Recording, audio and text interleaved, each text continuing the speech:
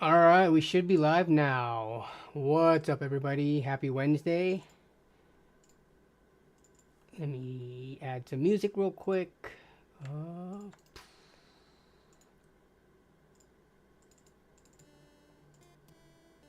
Okay, should be good to go. What's up? We have... First in the house today was Stang 2007. What's up, Stang?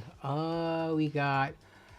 Candelario Garcia, we got George, we got Giant Robots, we got Extreme Zone, as always, we got Coalition Gaming Chris in the house, Empower Gaming Computers actually posted a couple of deals that he wanted me to pull up, or they, I don't know if it's a he, but I just assumed, sorry about that.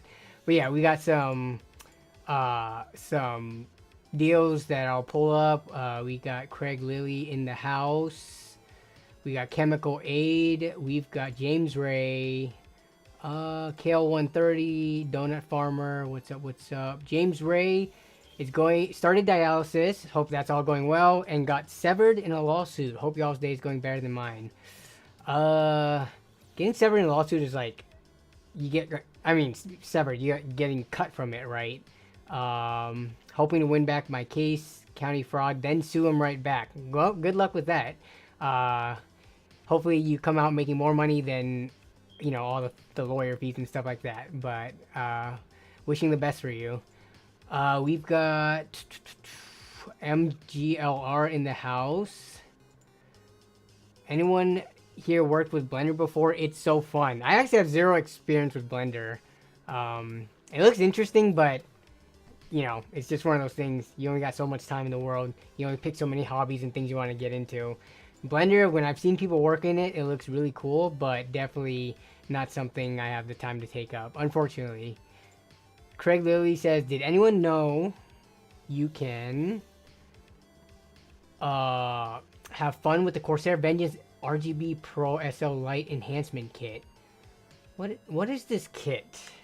Is this like those kits that can make it look like... Is it like RAM fillers? Am I thinking of the right thing?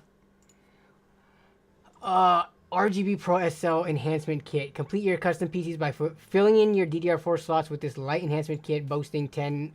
Please note these modules contain no DRAM. Okay, so it's essentially, I mean, it's got connectors and stuff like that, but that's just the power and to control the RGB, but there's no actual memory there. So yeah, this is just like very fancy DIMM slot fillers, right? How much do these things cost? 30 for a kit of... If this is for a kit of 2, this is actually... I would have thought this was closer to like 50 or 60 bucks. Now, obviously, what is this for? This is DDR4. So you could probably just spend double the amount and get actual RAM. I think Corsair Vengeance kits are probably like 70 bucks. Interesting, though. But that's a funny prank that you could actually play on someone, yeah. You can just put these fillers in and they're, you know, take all their RAM out, but though most people would probably have like 32 gig kits nowadays. So if you have to leave one so that the computer works, right? So you would have to find someone who has like 16 gigs in their system and take one out so that they're left with like 8 gigs. And then they'll be like, why is my computer performing so poorly? But I mean, it's got access. You don't often see high profile like companies and products. Like this is from Corsair. This isn't just like some random Chinese no-name brand, right? 1.9 stars out of 5. You don't often see that. Even bad products like on Amazon, if it's from like a pretty big well-known company, it typically has anywhere probably like 3.5 stars, 4 stars, if not 4.5. But this is pretty new. There's only 6 ratings, but 1.9 out of 5. That's pretty bad. You don't see that too often. But yeah. Hey, what's up, Martin? We got Martin in the house. Cammy Hudson says, I ordered licorice for my Prime Day specials. Man, talking about Prime Days, I don't know if I'm just getting old or what, but I mean, to be fair, I don't need PC hardware right now. I'm actually sitting on enough, like, in my backfill that, like, I'm not just gonna buy stuff because it's on like a decent deal. I'll buy stuff if it's on a pretty good deal or if I need it, but right now I don't need PC hardware. So the only thing I've bought so far for Prime Day is toothpaste. It wasn't a Prime Day deal, but there was a coupon for subscribe and save. I use Aquafresh toothpaste, and the last couple of times we went to Costco, they didn't have Aquafresh, and that's just been like, you know, the toothpaste I've just been using for years. It's my preference. But Amazon had it with the subscribe and save coupon clip, and I got it for like $2 or something, and it's normally, if you go to like the grocery store or something, it'll probably be like $4 or $5. So yeah, the only thing I've bought so far on Prime Day is toothpaste. But I'm trying to, I actually need to buy some stuff that is not PC related. So we'll probably look at some of that stuff as well as all the PC deals that we'll be hunting. So yeah. How's the 2Ds? I'll give you an update on my foot once we get a little bit more in the stream, but we're just hanging out right now, seeing who's all tuning in, saying hi to everybody. We got Justin K. We got, I wish I'd have to buy practically a month ago. Buy what a month ago? Did I miss something? I didn't have to buy practically a month ago. You mean like your computer? There has been some pretty good Prime Day deals, and I'll talk about them. But we'll try to find some good stuff today as well. If you guys have anything, it's easier if you put it in the Discord, because you know the YouTube live stream chat. Eventually, it's gonna get like filled with people talking and stuff, and it'll get lost. But in the Discord server, like if you post a link, it'll show the preview and everything, and I can go over to it, and then in the stream submissions channel, I can go over to it and then pull up the deals, and it'll all be here without getting lost in the sauce. So, but I mean, feel free to also post it in the YouTube chat if for whatever reason you can't get into the Discord server. So, yeah, a lot of people are asking about how's the foot, so I'll give an update on that, and then, yeah, just Sean Adams, yo, how's the foot doing? Gonna have to, yeah, so I haven't gone skating since the end of June, so I have a membership to the skate rink. So the whole month of July, it's looking like I'm not going to be able to skate. So unfortunately, that's just going to be kind of money wasted. I could see if I could put a hold on it, but I honestly don't mind. I think I get enough value out of the skate rink that I don't mind paying them for the month of July and not skating. Because, you know, it's like $80. But I really like my local skate rink. So donating that money to them, I don't have an issue with. But yeah, I haven't been able to skate for, it's coming up on a month soon because my foot, unfortunately. Mike Brazone, Danny, I need to confirm your YouTube site mailing address is 12. Okay, let me check because I don't remember my my PO box essentially off the top of my head. What is it? Do I put it in the description? I do not have it. Why do I not have it in the description here? Let me check my YouTube channel. It's in every video.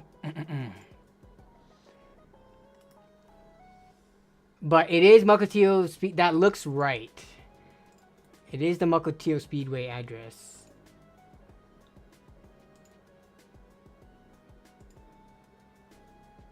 Uh, 1291. No, see, it's not B. Mukilteo C23. I'll post it here.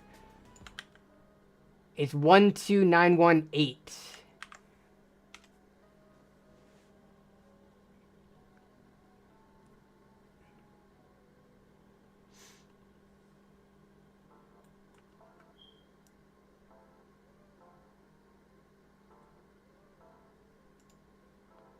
Jonah Saunders, hi Danny from the UK. What time is it over in the UK right now? It's usually when people over on that side of the world tune in for the stream just late. It's 1 a.m. You're watching the stream at 1 a.m. What's up? I appreciate you joining. Let's see. We got N2Tech, Davin. You got yours for $25? Was that like a Prime Day deals, Craig? Or $25? That's actually not bad. Honestly, people spend money for aesthetics like more than that in other categories.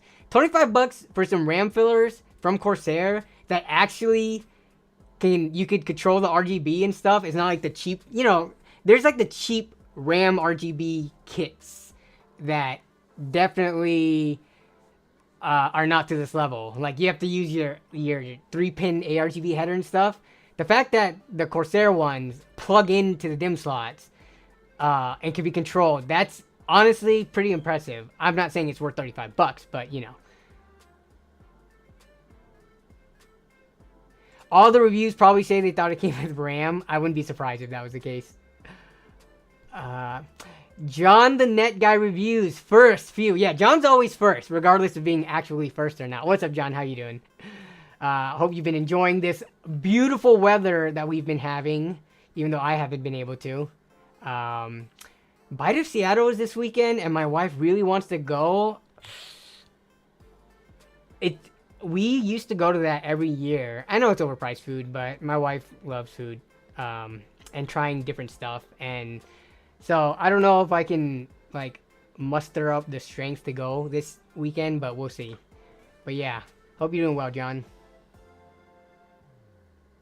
NT Tech. Most of Apple's computers come with 8 gigabytes and cost over $1,000. Must be good enough for surfing and watching YouTube. Yeah, I've seen a lot of Apple laptops and stuff come with 8 gigs of RAM, but 8 gigs of RAM, I feel like on like Apple stuff is not the same as 8 gigabytes on Windows. Somehow they just make it work. Obviously it's not ideal, but it seems to perform much better in their little ecosystem over there compared to if you have 8 gigs in modern day like Windows. Extreme Zone 987 says, I really want to buy something tech, but also I really shouldn't buy anything till next year when the funds would be probably more. Yeah, definitely. Got to take care of all your other like financial, stuff before buying like tech and wants, right? I got a GMMK keyboard for like $35. Bought a CarPlay unit for my car. I'm going to be honest. I mean, I've heard the term CarPlay and stuff. I don't know exactly what CarPlay is. Is that just like a fancy, like, way to control, like, I guess the radio in your car, essentially, for, like, satellite radio and other, like, I don't know, Spotify and stuff like that? What is a car? I'm gonna look that up right now. Because, honestly, I just use my phone. I Bluetooth into my phone to my speakers, and then I just play whatever music I want from there. Apple CarPlay. Okay, so it's just like a dashboard into a smarter, safer, more entertaining space. Okay. Whoops. Wrong window.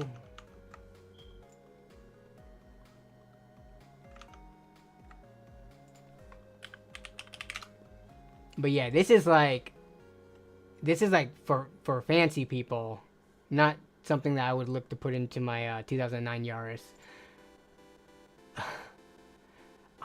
Mike Levolte says, I found better deals from other sellers like Walmart, for instance.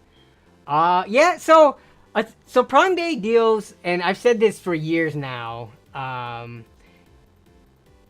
there will be some like super fire good deals, and I'll show you some of the ones, or the best deal that I saw, which was an i7 12700K F.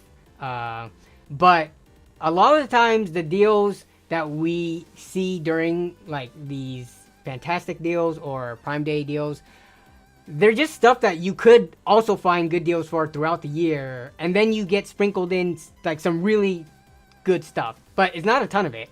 So yeah, I mean, I can totally see this, that other sellers like Walmart and Newegg even though fantastic deals are over now, right? I think I still saw people posting deals from Newegg. So Prime Day deals for PC tech, I don't think is amazing, but when shopping for other stuff, like for your house, like I need to find a laundry basket. So hopefully we can find a good Prime Day deal with laundry basket.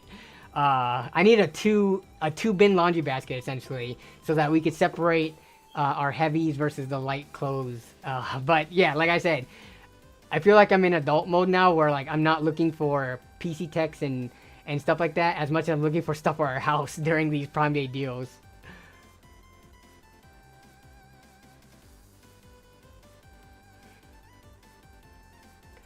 Mike Brazone says, I've been watching the Prime Day tech deal coverage, and I'm not excited because today's price will be substantially less by September or October.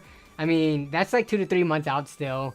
And I don't think, like, I'll show you the deal that I was talking about specifically. So this is, I mean, this was on Build a PC Sales, Slick Deals. I saw people posting about it. A 12700KF for $167. When we talk about, like, Prime Day deals, this is the kind of stuff. And this deal's already over. Like, if you click on the deal now, it's back up to, like, what the heck? Where's the price? Where'd it go? I just had this open. Like, okay, 203. For some reason, you can buy it used, I guess. Why isn't the price showing up on this page? Interesting. Because here's the same exact product that I opened up like an hour ago. But it's up to 203. Which isn't like a terrible price, but it's been kind of sitting around this. We've seen this price multiple times before. But yeah, 167 for 12700KF. I don't think we're going to be seeing deals like this in October and September. This is like literally actually a super fire deal that's kind of like one-off. But there wasn't a ton of deals that were like this on, you know, major hardware. You'll see deals on like cases and maybe SSDs and stuff like that. But when we're talking about like CPU, GPU, maybe even like some motherboards, not a ton of deals during Prime Day deals, unfortunately. You don't have permission to post in the deals? There's not even any permissions that need to be given. Feel free to post it in general, though. Can you post in general? Wait. Oh, yeah. You can't post in the deals. I'm sorry. Let me take that back. The deals are for either me or the mods to post, like, affiliate link deals and things like that. Feel free to post it in stream submissions, though. Yeah, feel free to post in stream submissions. The deals channel was just for me and mods to post like affiliate deals and links and stuff like that. So that's why you can't post in there. Figure skating? No, John. Quad and inline skating, roller skating, and rollerblading.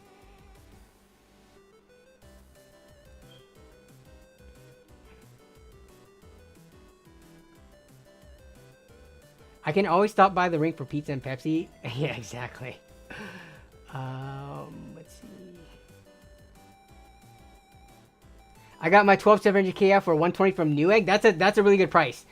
During last Black Friday, which I know is a long time ago, TikTok Shop was having these crazy deals on 12600 KFs, and I picked them up for like I picked up one for like $100 and then one for like 110, but 120 is still a pretty solid price from Newegg. Oh, KF. That's why it's 167. Yeah, but honestly, I think the KF is fine given that price.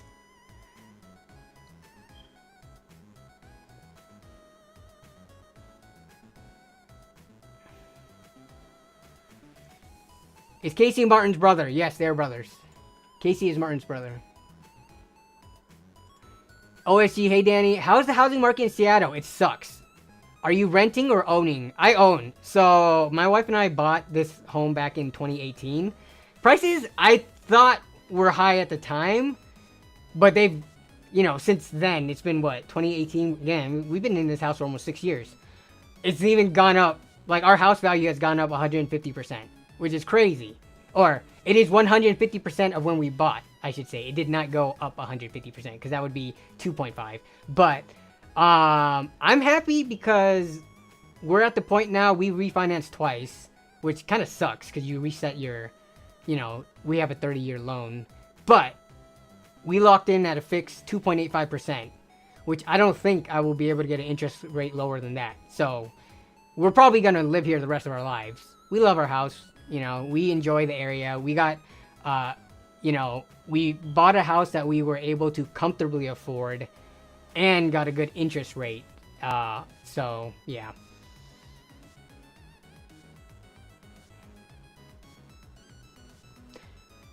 MGLR says, by the way, Danny, I remember you saying that the separate hard drive that I took out didn't have enough space. Did I say that? Man, I need to go back to the footage because my memory is horrible. It did not have enough space. Why would I say it didn't have enough space? I looked inside and I thought I had enough space, but all I was missing was a cable. So you're saying you didn't have it plugged in? Dude, I need to. I haven't watched the footage back yet, but if you figured out that you're just missing the cable to plug it in, yeah, I really need to watch the footage back because I do not remember talking about the hard drive in space. Do you have that $7 LTT screwdriver deal still? Did I ever have a $7 LTT? Oh, the LTT screwdriver, $7 one. Off the top of my head, I mean, I don't think it's $7 anymore. I'm pretty sure the price went up since then. I did buy. Actually, let me see. We need to get to. I do have something that I could unbox. I bought the LTT screwdriver. It was posted somewhere, and then I saw someone post like a really good, not replacement, but a really good alternative to it for really cheap. So I bought it, and I haven't opened it yet, but I have a ratcheting screwdriver here that I can unbox. But I'm not sure if I want to do that because I actually really want to. First of all, I'll give you an update on my foot, and then I start looking at the deals. Nemus Dark, greetings, Danny. How are you doing? Did you find out the deals for the $500 PC? I still need to get the power supply, but everything else has been found. And I'm just waiting for the case to get here. It should get here by the end of the week, but then I should have everything.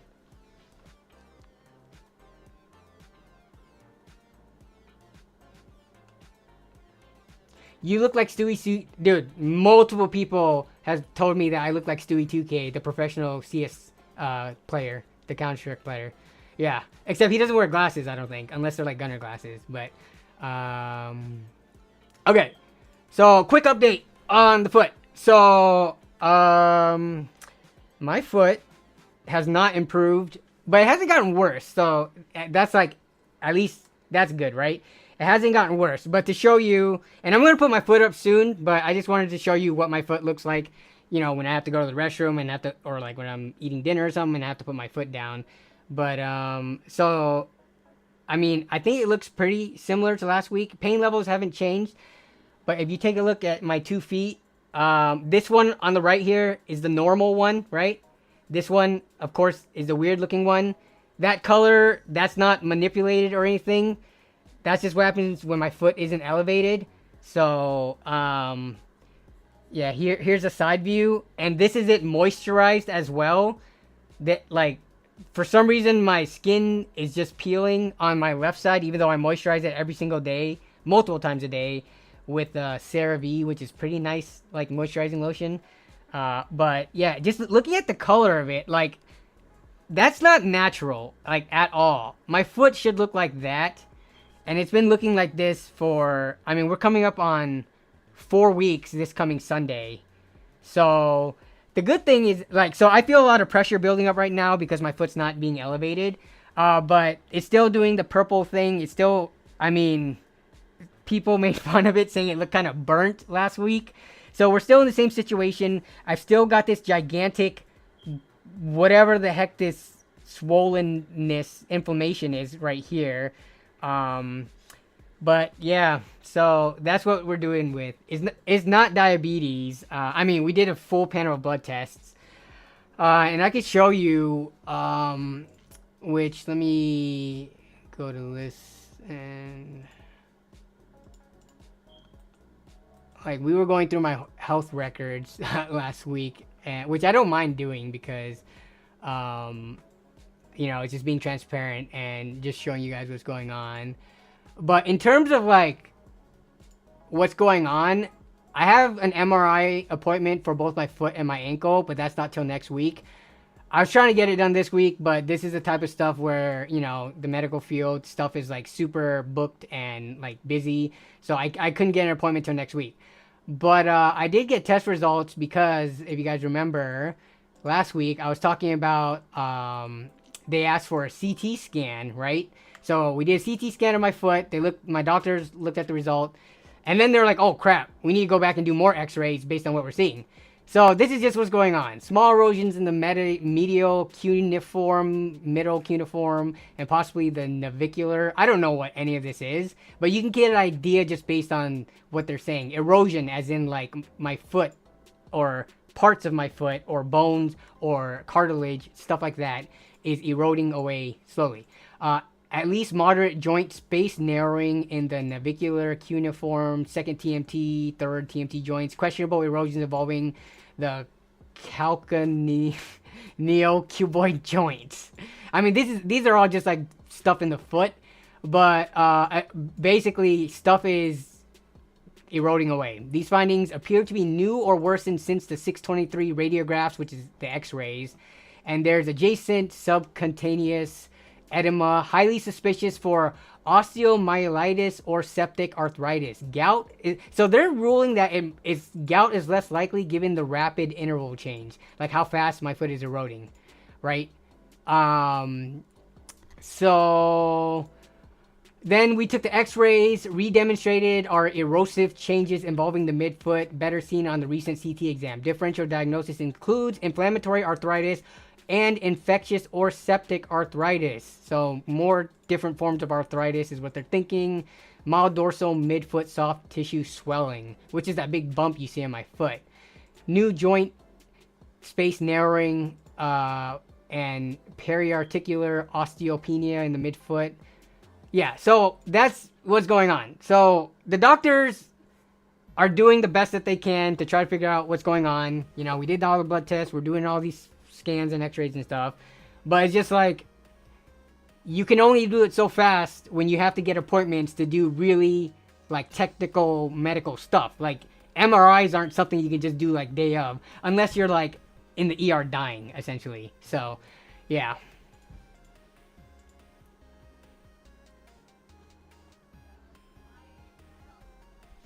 Hello, love, welcome home. Melissa just got home.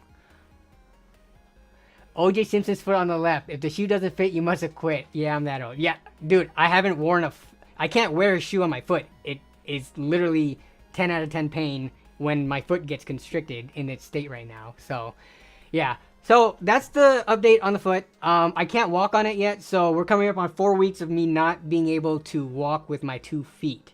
But like I said last time, like I'm on a crutch now. It's not the best thing in the world. I've almost tripped and fallen down steps and stuff with this thing. So there's that. But, okay. So, hope you get better soon. Yeah, me too, man. Like, I cannot wait until I'm past this and I'm back to just...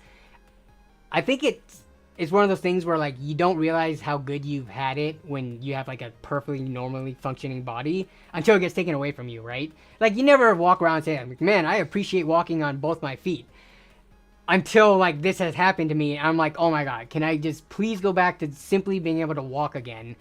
But I'm just, you know, trying to get through it as best as I can.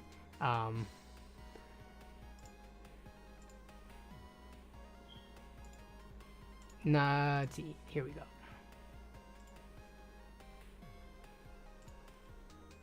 Yeah, we definitely take things for granted.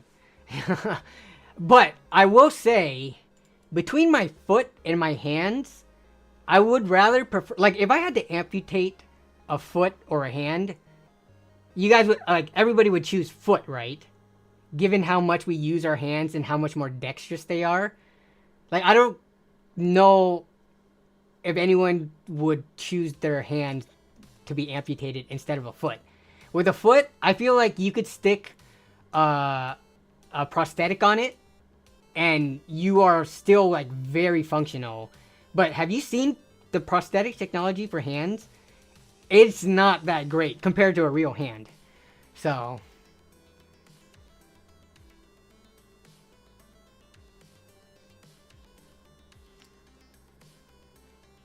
keep your... Oh, yeah.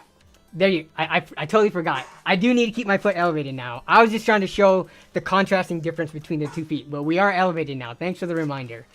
This is what I did last time, too. And by the end of the stream, it's not the most comfortable because, like, it changes my sitting position. And it kind of hurts my butt. But it's better than having a purple foot. Hey, Danny, do you got a little bell for Melissa when you need something every 30 seconds? No, I don't have a bell. I just yell for her if she's upstairs, or call her, but I do not have a bell. If I could not roller skate, I would be mad lol. That's what I was thinking of. Like, if I had to amputate my foot, Sean, that was one of my thoughts. Like, what would roller skating be like with an amputated foot. I think it might be okay if I still had control of my ankles, because I don't think I really need control of my toes. But if it's like straight up from the knee down, roller skating might be a lot more difficult because of the ankle control. But yeah, that was one of the thoughts that crossed my mind.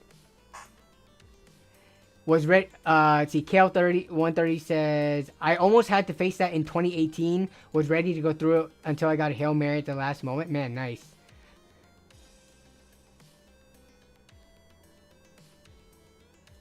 Yeah, I think the thought of having to get just like any extremity amputated is pretty scary.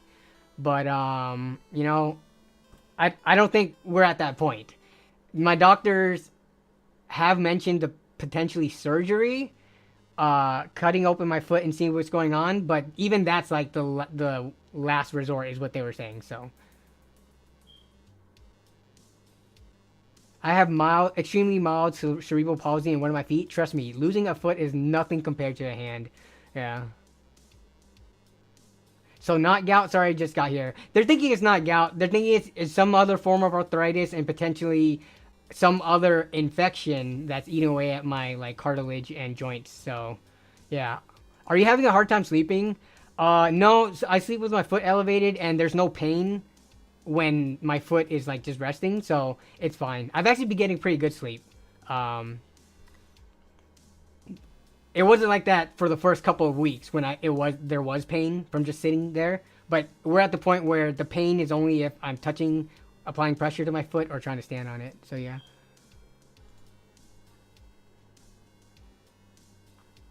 I was icing my foot a bunch during the first few weeks and seeing it do absolutely nothing, while also feeling like, first of all, it's super like not a fun experience to have to ice your foot day in and day out, but also seeing what it was doing to my foot, like applying that much cold to the surface of my foot. I was not a fan, and it didn't make a difference. So no definitive diagnosis, unfortunately. Do you guys hear the fire alarm battery from down here? Okay, so the fire alarm battery, which is really annoying. Okay, first of all, sorry about that, but the fire alarm battery, the story of that is it's in the main floor of our house, so not the upper floor. But if you've seen in the land start party videos where we have dinner in the formal dining room, that one has like an extra tall ceiling because that's like part of the multi-story house that doesn't have the upper floor. So it's like, you know, I don't know, 20 foot. That fire alarm that is beeping, I installed like maybe 2 years ago. It is also the fire alarm that requires a tall ladder, and from that tall ladder, you have to reach out to like reach it. It's not just like it's not an easy to access fire alarm. And Melissa's, she's pretty short. She's 4'10", so her arms, even if she climbed a ladder, she can't change it. And I can't climb a ladder because of my foot, and I'm not going to climb a ladder with this crutch, right? So we've been meaning to change the fire alarm. We just can't because specifically the one that is beeping, which is annoying because it's relatively new. It's only 2 years old. I don't know why the battery would have gone bad that quickly. Hopefully it's just a battery. I don't want to have to buy a new fire alarm for something that I just put in not too long ago. But yeah, that is just, don't worry. As much as you guys might be able to hear the fire alarm through the stream, me and Melissa hear that thing in person basically throughout the night. It is pretty annoying, but I think the next time either like any of our family members come over, we're gonna ask if they could help us change the battery, or if my foot gets better, then I'll change it myself. But yeah. Off topic, what's your streaming bit rate? It is 8,000 what is it, kilobits per second. Why, does the stream look bad?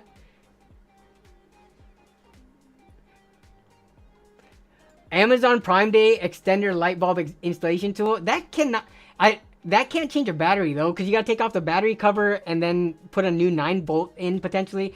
You can't do that with the extender.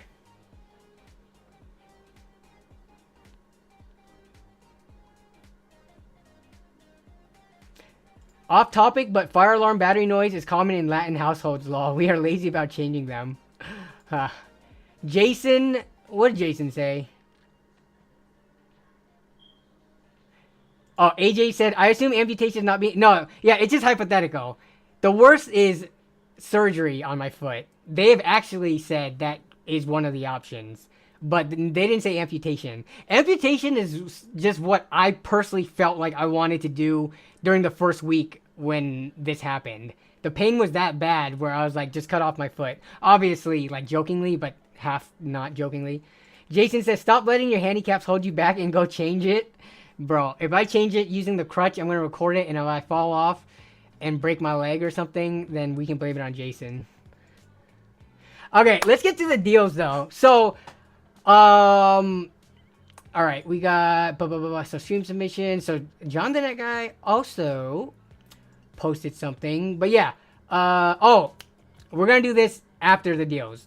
Chris had a LAN party somewhat recently, and I just wanted to take a look through some of the pictures. Just because I like it when people throw LAN parties. And, you know, seeing other people have fun playing video games in a common space is pretty cool. But, alright, so, I'm not sure if they are still in the chat.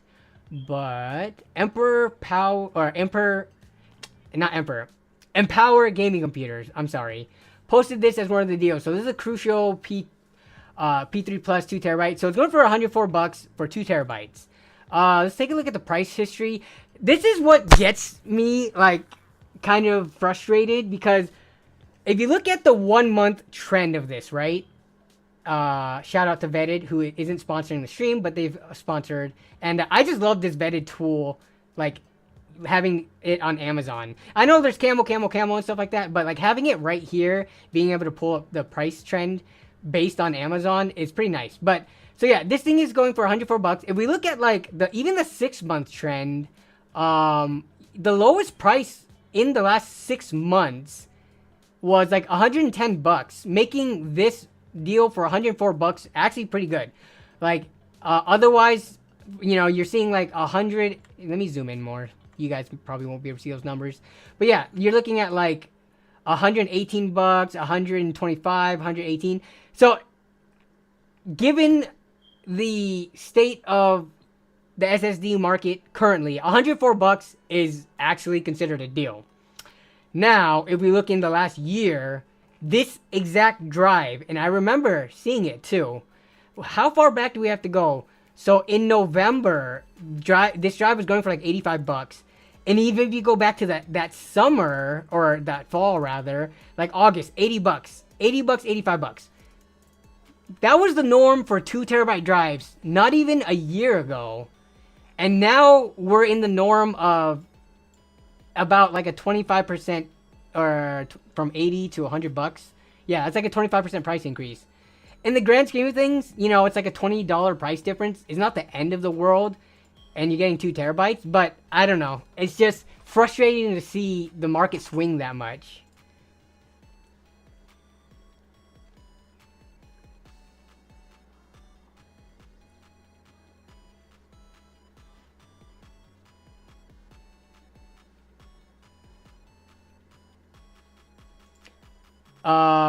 Wait. Chris says, am Hispanic. Never had a problem with beeping smoke alarms growing up or in my own house. What do you mean by that, Chris? Do you mean that you never had a problem with letting it continuously beep? Or you never had a problem with beeping because you were good about changing them out or changing the battery out? Well, what do you mean by that? Some killer deals on graphics cards, though. I was seeing some of the AMD, like the last gen cards, priced pretty decently. But I'm not sure if I saw anything in the newer stuff.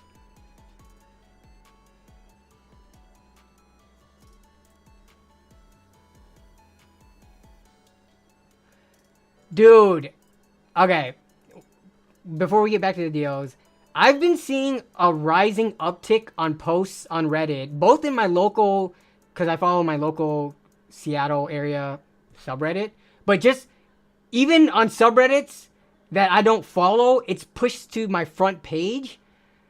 People stealing basically scrap metal from either businesses, construction sites, etc. Is this...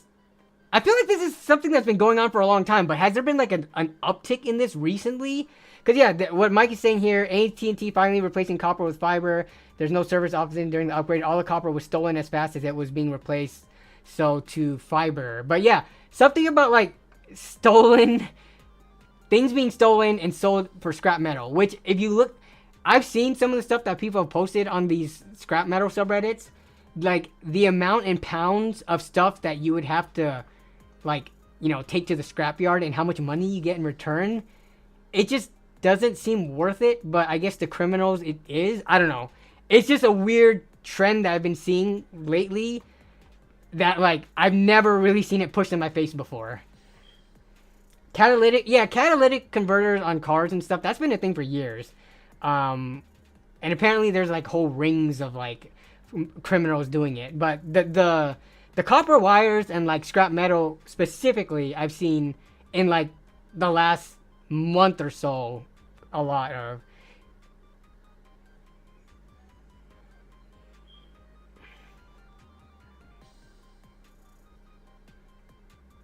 If they beep, the battery got changed. Okay, so Chris is saying, as a Hispanic person, he did not just allow them to forever beep. Almost pulled the trigger on Amazon. Oh yeah, 7900 XTX deals for around $650. Yeah, I've been seeing those, which is a really nice price. An Amazon warehouse deal for that though. I forget, Jason, what are you using right now in your system? And also, is this gonna be for a build or would you use the 7900 XTX? Are you willing to actually? Well, you've used AMD cards in the past, but I'm just giving you crap.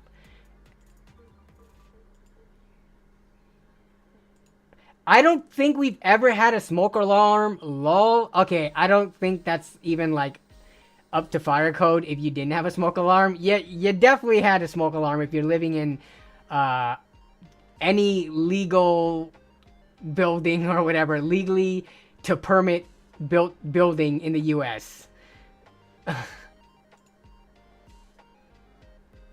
Oh, wait, Charlie Q. You're in Africa? For some reason, I just assumed, unless I'm confusing you with somebody else, that you were from the States. But, okay, yeah, I don't know anything about fire codes and stuff in Africa. But that's actually interesting to learn about.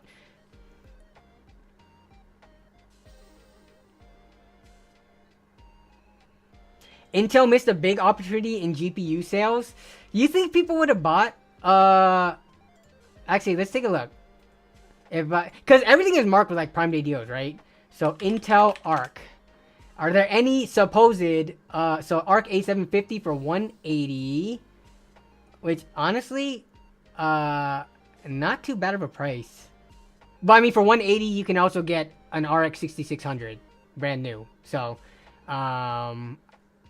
let's see, A770 for 280. Okay, yeah, that's nothing special. Yeah, so no specific Prime Day deals for it, at least today anyways. I don't know if there was anything yesterday, but they're better on Newegg. Let's see what Newegg has. Let's see, Intel Arc. What do we got on Intel Arc here? A580 for one. Okay, but that's the 580 though. Low profile. Okay, I'm sorting by lowest price. Why are they giving me a list view? Give me the grid view.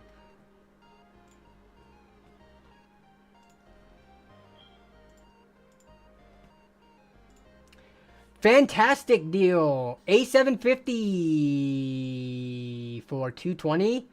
How's this a fantastic deal? Just because it's the white version? We just saw the A750 for 180 over on Amazon. Okay, let me go down. So here's 180 for the Sparkle one. A580 for 160. The cheapest A750 here is 175, unless there's like a bonus coupon. This one has a game bundle. They have game bundles. Where are they bundling with this thing? What is this Intel Arc game bundle? You get Assassin's Creed Mirage, Death Stranding Director's Cut, Ghostbusters, and Rift Breakers. Okay.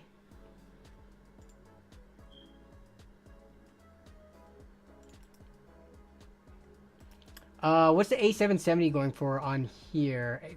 They've got the limited edition if you're about that, but it's still 240. Where's the cheapest A770? 270. I'm trying to look for if there's any ones with the coupons or like savings code just to make sure I don't miss it.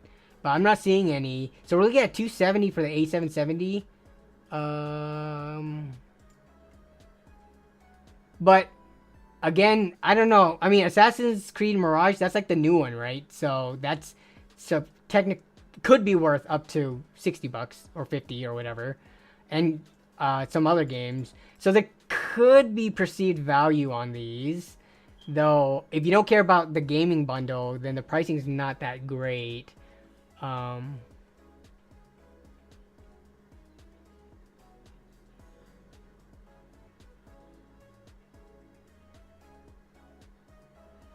What about Lime Day deals? That's Linus Tech Tips, right? LTT store.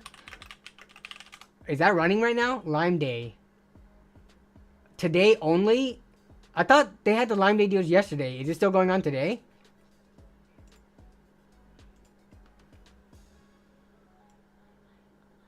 New deals in... Lime Days are a version of summer's hottest deals, except ours run longer and feature new deals in 15 hours. I mean... I guess they're getting a desk pad. The only thing is the shipping, though. They don't have free shipping. The shipping on this would be like... I feel like... $7 or $8 or something on a $15 desk pad, which still could be pretty cheap if you want to, like, you know, support LTT and get some merch from them. What else do they have? So yeah, like if you want their merch, do they have no screwdrivers? View all deals. Yeah, so it's mostly merch. And I guess this could be considered like a tool, kind of. But yeah, I mean, the LTT screwdriver probably doesn't need any help with sales to sell, so...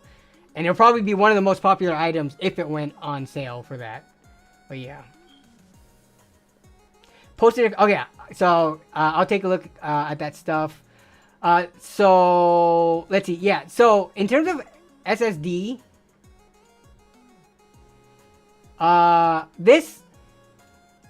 I would say it's considered a deal, but I am very sad that I did not stock up on like 2TB SSDs back when they were $85 or $80. Okay, so what is... Okay, so that's the Intel Arc. Wait, where would the other... Oh yeah. So Empower also linked this. I actually think this is a pretty good deal. This is PSU extensions, white ones with cable combs, and white connectors. Because sometimes you get the white ones. So I am actually going to buy a couple of these because I have some white... I actually have 2 white PC builds coming up. So I'm going to need some of these. But yeah, if you look at it, the connectors are white and not like black with white sleeved cables. And if you're, you know, going for that all white aesthetic, this helps out. $17. This is, I mean, normally these are anywhere from like 22 to 25 bucks. Not these specifically, but in general, these like generic brand ones. The good thing about this, and again, you always want to look when you're buying cable extensions that they're not the cheap 18 AWG wires. You want to look to make sure, and this one specifically calls it out. You know when they're low quality extensions, when they don't even list it or call it out. And you have to go to the reviews or the question section. But here, they clearly listed out, these are 16 AWG, which means there's a nice thicker ones. And for, you know, a full set for, what, 17 bucks? This is actually pretty good. I mean, it's not like huge savings. You're not saving like, you know, 10, 15 bucks over what they're normally going for. So these normally are going for 21 bucks, which is actually still pretty decent. Compared to the competition, but at this sale, if you need them, why not get them? So yeah, I'm gonna pick up 2 of these actually. God, I wish they came pre-combed. I think, yeah, for them, here's the thing. The amount of effort it would take for like them to hand pre-comb them, because I don't think, I'm trying to think, would a machine be able to easily pre-comb these? I feel like trying to get a robot to pre-comb these wouldn't be worth the investment in the robot. And having a human, like human labor pre-comb them also wouldn't be worth it, because regardless of if they do it or not, they're probably selling a crap ton of cables. And people, like, that's not a deal breaker for me, whether they're pre-combed or not, right? Like, I'm going to buy it based on the price. If there was a company that pre-combed them and one that didn't, but the one that didn't was like a few bucks cheaper, I would probably buy the one that's a few bucks cheaper. Like,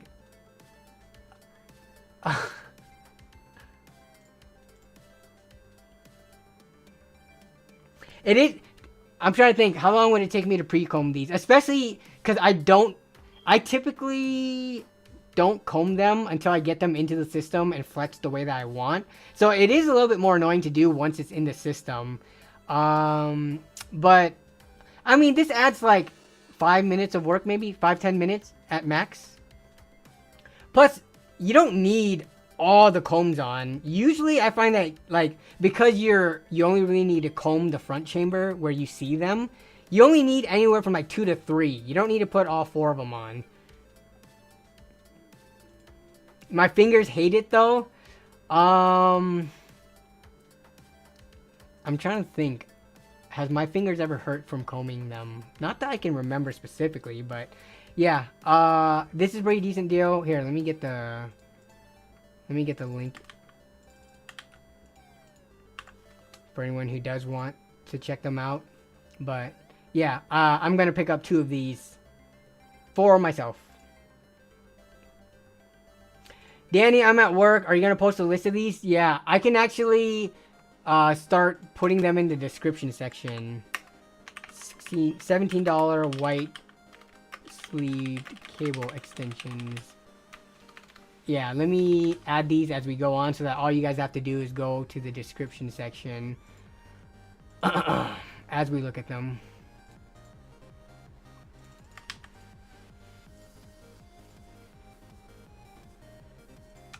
So, 2 terabytes. P3. And I'll put the prices too so that we know what they were when we were looking at them, just in case they changed.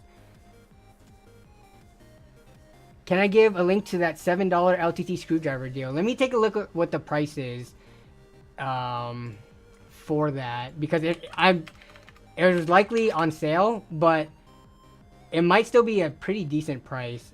Let me look it up. And then maybe we'll actually unbox it. 1201 Raj. Okay, here we go. How much? That's not it. It's not there anymore. I'm clicking on the exact link of the thing that I bought, and it's not here anymore. What the heck? Yay, Amazon. I can show you guys. Give me a second. Let me change the thing so I don't dox myself. But, okay. Go to my accounts. My orders.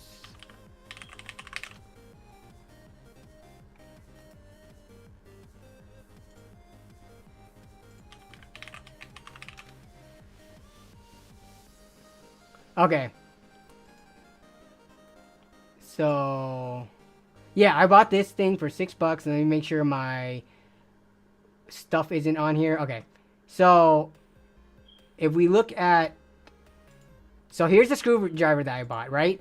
Solid work 12-in-1 ratchet screwdriver. And as you can see, I paid $6 for it, right? This was in May. As soon as I click this, you can see from the picture, it's a ratcheting screwdriver. One ratcheting screwdriver.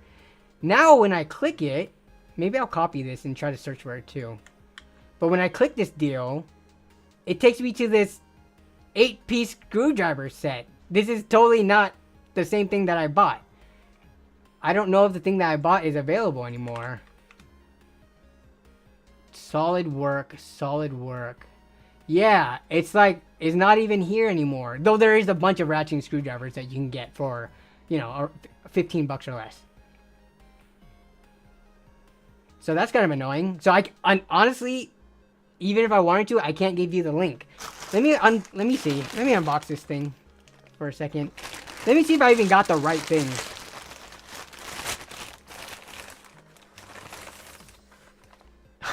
Look at this. So here it is, the ratcheting screwdriver. It came in an empty box. And then it came with this thing outside of the box. It's not like the screwdriver accidentally fell out of the box or something. Okay. Whatever.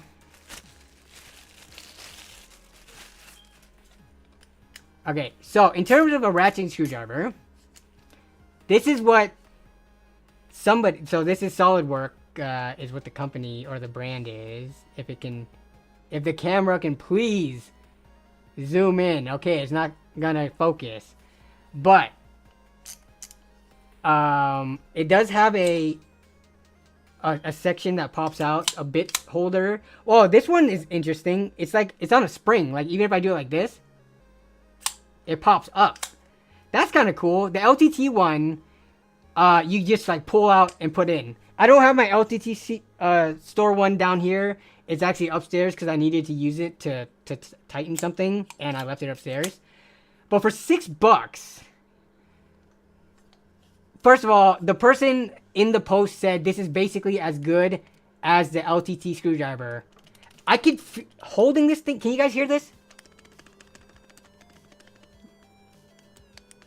Do you see the slop? You see this? You see how this is, the shaft is just moving with this much slop in it? This is not even, like, I can't talk about it build quality wise because I'm not going to try to like break this thing. But just from the tolerance of the shaft from the handle, look how shaky this thing is. I'm not, is it coming through pretty well on the video? Yes, the LTT screwdriver is expensive at $70 or whatever. But let's not say this $7 screwdriver is the same quality as it. Which is what the person in the thread that I found this claimed, which is why I bought this. Now for $6 or $7, I'm not going to complain, right? I mean, the fact that this has a spring-loaded thing, I can see a problem arising though. If any of the plastic starts wearing down, you see that? At some point, when you use this enough, it might get to the point where this won't hold closed anymore. It might just pop out, and that might be a problem. But that's a problem for down the road.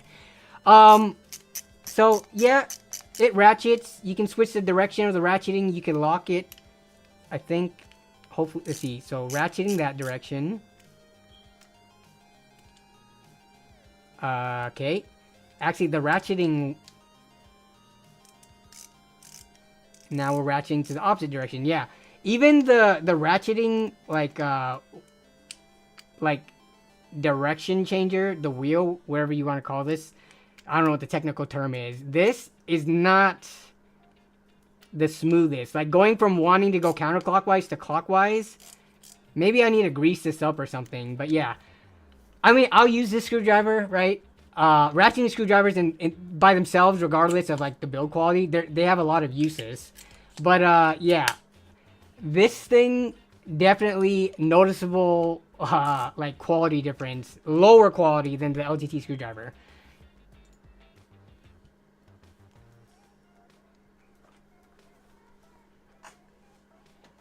That's definitely a return. I mean, the unfortunate thing is, if this was a return, and I wanted... Maybe this is a defective one, right? Maybe. And it was a return. But...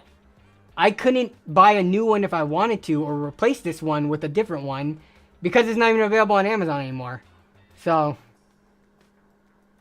or maybe this was so low quality that they took it off of their Amazon store. I don't know, but yeah.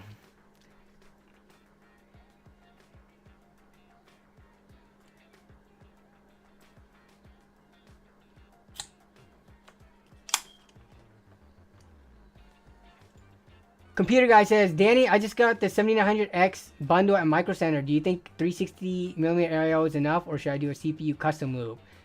Yeah, a 360mm. Which one? What 360mm are you getting though? I mean, most of them should be fine. Just be careful of buying like the cheap brands from the companies that don't have as much rep and like maybe questionable pump quality. Because if you're gonna go deal with an AIO, you don't want pump issues or I don't think leaking. I don't actually hear about AIO pumps leaking like almost ever. Any issues I ever hear is with either pumps gunking up or pumps just premature failing. So just, be aware of that. If you want like a safe brand, choose like Arctic. They recently released a new one. They have nice thick fat radiators compared to the competition, and their price is pretty good. But I think, do you need a CPU custom loop? No, I don't think you need a custom loop. Custom loops, like you just got what I would perceive to be like a deal from Micro Center. Don't wash away that deal by doing a custom loop. Actually, we're going to do a poll because I'm actually curious. What are your thoughts on having a custom loop for your own PC? Taking into account price, maintenance, etc. Okay.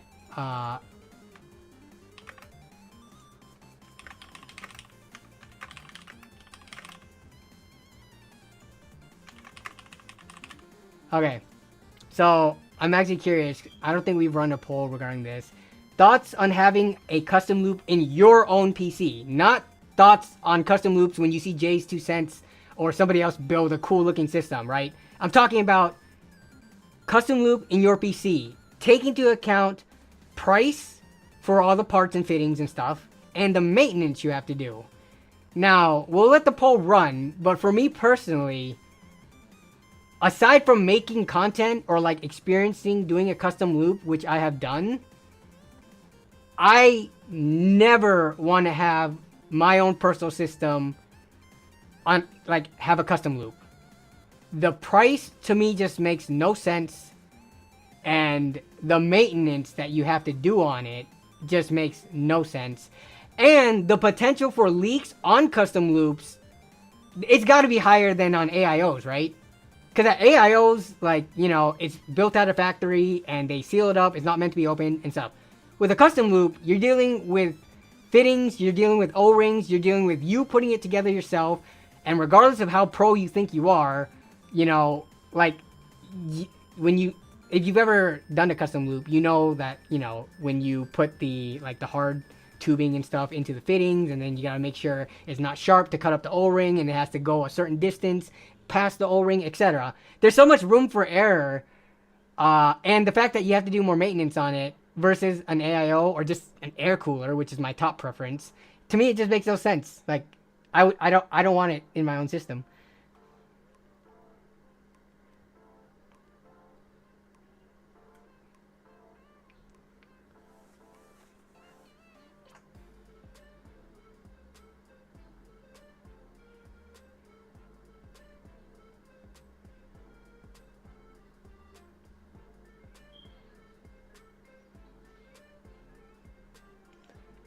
Empower Gaming Computer says, pros, it looks cool and slightly better performance. This is true. It does look very, unique. It's kind of like, you could view it as like a work of art almost. Because it is difficult to do. So there's like some sense of pride, right? Bending hard tube and getting it like perfect 90-degree bends and getting everything to look super nice. It is like, it could be fulfilling. And yeah, you can get slightly better performance because you can run it through multiple radiators, like radiators of your own choice, and you can have everything on one loop. Yeah, so cons, maintenance, cost, the amount of work to changing out parts. I didn't even mention that. I mean, I feel like people love upgrading their CPUs over time or like their GPU and stuff like that.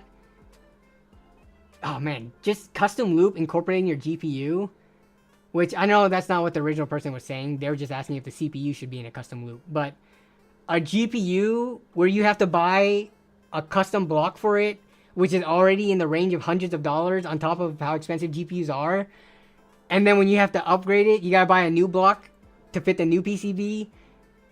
and you gotta take apart your whole system and drain it because you can't just pop off one part of the loop without water like going everywhere. That is my reason for never wanting my own system to be on a custom loop. I have a system in my house because when Corsair sent that kit, which I will admit, it was really fun to like do the custom loop and stuff, like when we did it for multiple streams. That thing has an RTX 3080 in it, which is gonna last a while, but it also has, I think I put a 5600X in that. The day I want to go and upgrade that 5600X to something else, potentially, oh, it's not gonna be fun. Custom loop looks like a chemistry lab experiment. Yeah, I would agree with that. Man, stop working on your PC and just play some dang games. That's another, I think, like, as fun as the PC, like, hobby is, you know, everyone loves building their computers and, like, awing at it and then potentially doing upgrades and stuff like that. I think a lot of people forget that why the reason they built a PC to begin with. I feel like I've run into a fair amount of people who even admit that, like, they don't even game that much anymore. They just like building PCs, having it for a bit, and then they just end up selling it so that they can recoup the money back to build a new PC. Like, they just like building PCs to build it and not to actually use it for anything specific. I've talked to multiple people who have actually admitted that.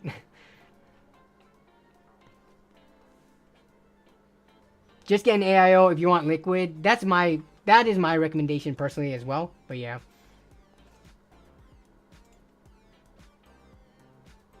Isn't a custom loop kit an additional... If you buy a kit from like Thermaltake or like Corsair or something like that, yeah, the kits are pretty pricey on top of it. But there are cheaper ways to do it, like going the AliExpress route, buying stuff from there. But you're still talking about multiple hundreds of dollars to do a custom kit for potentially marginal performance differences or like very small thermal improvements. So yeah.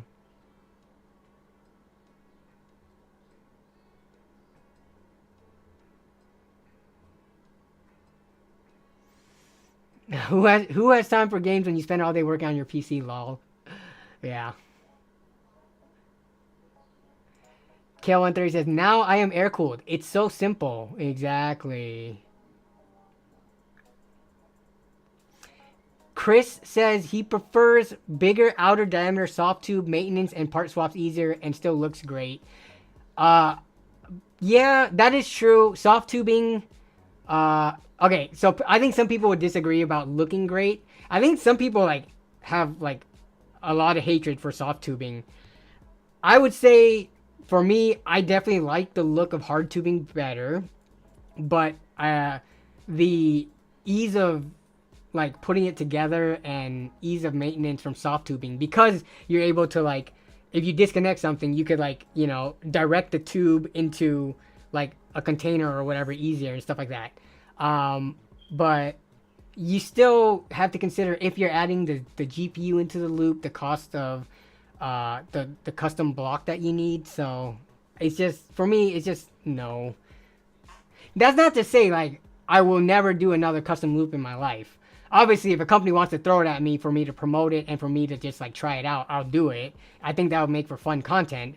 But I'm not gonna lie to you guys and say, ah, yes, this is so worth the money.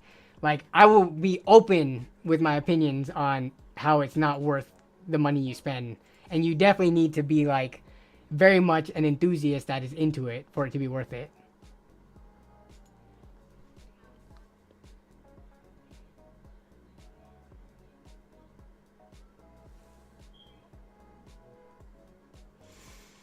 Okay, we got derailed a little bit on that talk, but back to the deals that were submitted so far.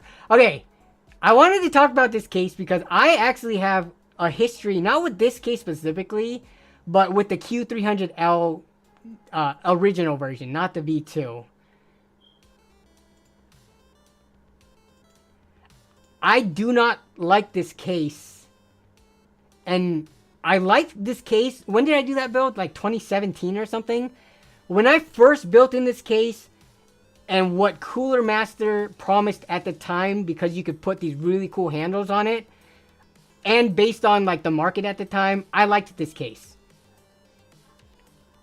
I do not like this case, even though this is the improved version. It's 44 bucks. I feel like for this price, maybe for like 6 more bucks, there's so many better cases out there. This case is Cooler Master's attempt to put in minimal work to bring back a design from literally like 7 years ago that I feel just does not work when you have so many. There's so many budget case options out there.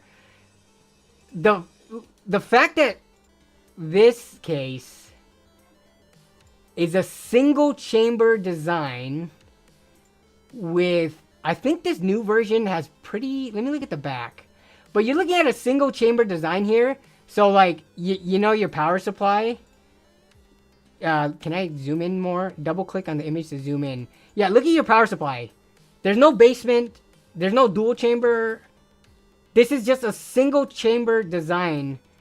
And all your, you know, like, it is really hard to clean up the cables coming directly out of your power supply. So that's why the power supply basement or a dual chamber case is nice. Because all this mess from when it comes out, it can be hidden and you can just pull out whatever you need, right? Like, and then you got your, they put tempered glass on here, which is a good plus because acrylic sucks. But the way they attach the tempered glass is through the glass instead of with like a metal lip on it, which pretty much almost every modern day case does.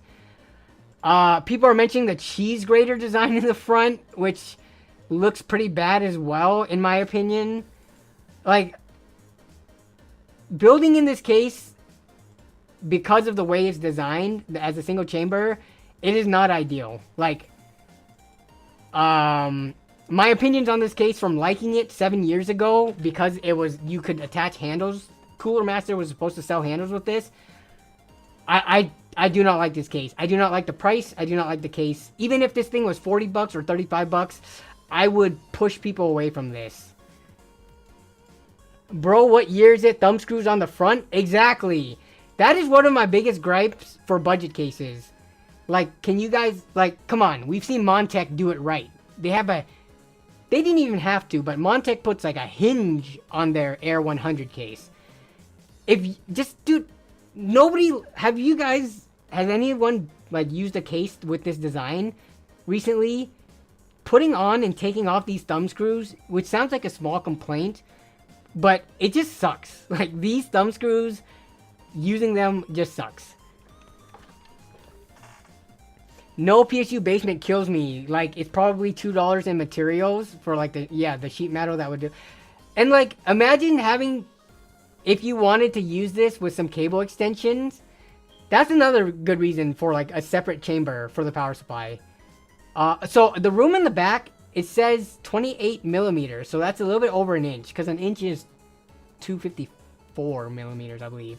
2.54 centimeters to an inch. So it has decent-ish room in the back. But yeah, imagine having to use cable extensions on this. It would be terrible. Like, not only do you have your cable, which are pretty long on a typical power supply, imagine trying to do cable extensions, which you could kind of hide, I guess, but I mean, with 1 inch in the back to work with, a little bit over an inch, it's going to be a complete mess back here. That thumb screw can actually crack the glass. Technically, but I don't think you would crack the glass if you're putting it on with your thumb. You would, because like, you wouldn't be able to twist it that much. I don't know if it'll bottom out, but you would have to use like a screwdriver or something to close it hard enough to like crack the glass. But yeah, just like holes in glass are just concentration points for increased stress. Like, if you've taken any basic engineering course, you'll know that putting holes in any material, whether it be glass, wood, steel, aluminum, etc., that's just stress concentration. Did I ever receive that P60 case from AliExpress? No. It's coming on the 20th, according to AliExpress. Do people oh yeah, that's a good, we'll do a poll that Jason's asking. What color case / theme do you prefer for your PC? White, black.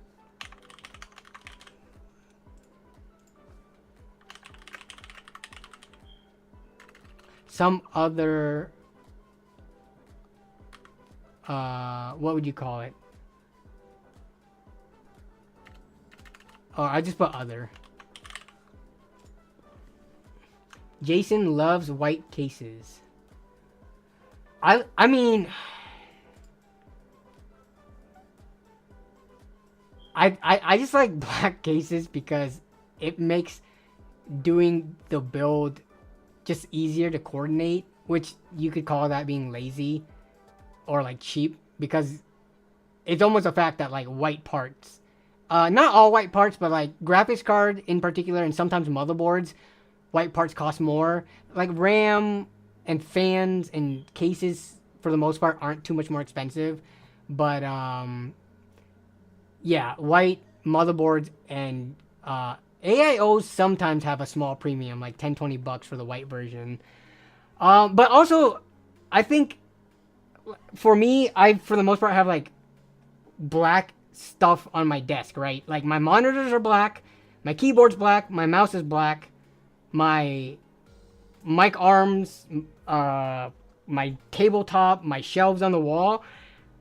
Having a white PC, I feel like in your setup, if you care about the aesthetics, it looks weird when you have a black monitor, when you have black keyboard, when you have black, other accessories, like black, like controller for the games that uses controller. Like, I feel like when you go white, it sticks out like a sore thumb unless the rest of your setup is also white with it. But then I feel like if I go white everything, it just loses so much more flexibility than black has. But that's just my personal opinion, right? It's all subjective. This is not an objective thing. White case doesn't mean you have to put in all white components. You could do like a mixed stormtrooper-y looking build, I guess. But here, let's take a look at some white case with non-white parts. Can I even find that? I feel like it looks kind of weird, in my opinion, when you do something like this. Let me find some other examples. But like, yeah, I don't know. To me, this, again, this is all personal. This is opinion. To me, this does not look good. And this isn't, I'm not trying to find the worst example here. That's just, it's hard to find stuff like this, right? Here's another, I guess, generic PC looking example. This one has black RAM, it looks like, with black motherboard. This one actually looks better than the other one. Let's see if we can find more examples. I've just seen a decent amount of examples where when they try to, like, do only a white case, like something like this. This actually doesn't look too bad. White and gold looks fantastic. Stormtrooper. Yeah, if you can get the balance of white and black good, then it can look pretty good. But here's a Mustex one. So it depends on, I guess, how you implement it, right? Also, this is not a good example of a white case. How are you going to have the border of your tempered glass be black on a white case? Like, they couldn't even go and do a white border. What else? White PC build. Maybe if I just type in white PC build, there will be enough examples that pop up that don't have all, like, white interior. Most of them do have, like, a fair amount of white. I'm trying to look for one that's less. NZXT, because their white cases have black interiors, they're actually a pretty good choice for the Stormtrooper builds. Like, they don't, like, if you look at the interior, aside from the cable bar, it's actually, like a decent amount of black on the inside. So a case like this, right, which not a lot of white cases do. A lot of white cases are also white on the interior. So, quit hating on, I'm not hating on mixed. I'm actually admitting that, like, that NZXT one looks pretty good. I guess it depends on how you implement it. In my mind, I've just seen enough white cases with like mixed black interiors where I thought like, oof, I am not a fan. But who cares what I think? If the person enjoyed their build, then that's all that matters, to be honest. I love the black inside cases, like the NZXT one says Birdie Bird. Yeah, the white and black H7 flow looks really good. Yeah, I think NZXT does the black and white cases probably the best, because not many other companies are doing it.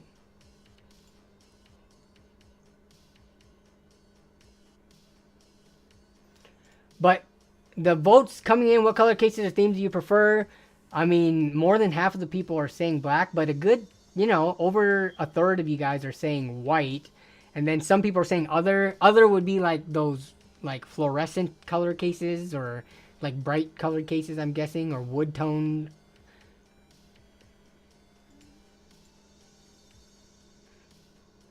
Let's talk about the white ITX build. It's not going to be an ITX build. That case was the white, it's a micro ATX. That case was micro. But I'll get double taxed. How am I getting double taxed? Because my income got taxed and I bought it from AliExpress, and that also got taxed. I didn't buy that many used components. The graphics card was used, and the power supply is going to be used. I think everything else was bought new from AliExpress. Oh, white tax and ITX. Well, it's not ITX, so there's no ITX tax. And the white tax, the card that I bought for it is black, and I'm going to actually spray paint it, so that's going to be fun. Because y'all know my opinions on spray painting graphics cards. Not a huge fan of it, but I'll do it and potentially prove why I don't like spray painting it.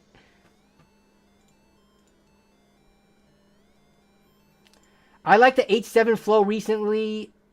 I like it, or I built in the H7 flow recently. No screws on the panels at all. They do have a security screw, don't they? A lot of case companies are switching over to the kind of like pop-in case design. I still don't know what to call those things. What do you call those ball head things that pop into it that's like toolless? What is the actual term for it? It's kind of like a dowel, except not shaped cylindrically like a dowel. And I don't know, whatever. Oh, they're all magnetic? Are they only magnetic without the pop-in ball socket thing? Push pin? I don't know if I would call it a push pin, because when people think push pin, they're thinking of something else. But it's like almost a ball socket, like lock-in joint. It's ball head, not magnetic. Yeah. I'm trying to think of what the term for that is, though. Like when you go to like the H7 flow, I don't think they, you know, when they go to the feature section, they just call it like toolless design, but they don't give a specific name for it. Where the heck is that thing?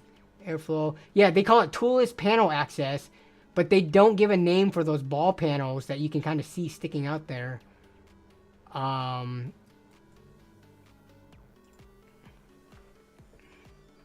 The thing that bugs me is when people put a black power supply in a white case. Well, there's no problem putting a black power supply in a white case if it's a basement that doesn't have a window, or if it's a dual chamber design and you use cable extensions. Hopefully you use cable extensions if you're doing a white build, because it does look a little funny when you're using stock black cables. But yeah, it's great. It clicks in quick release pin.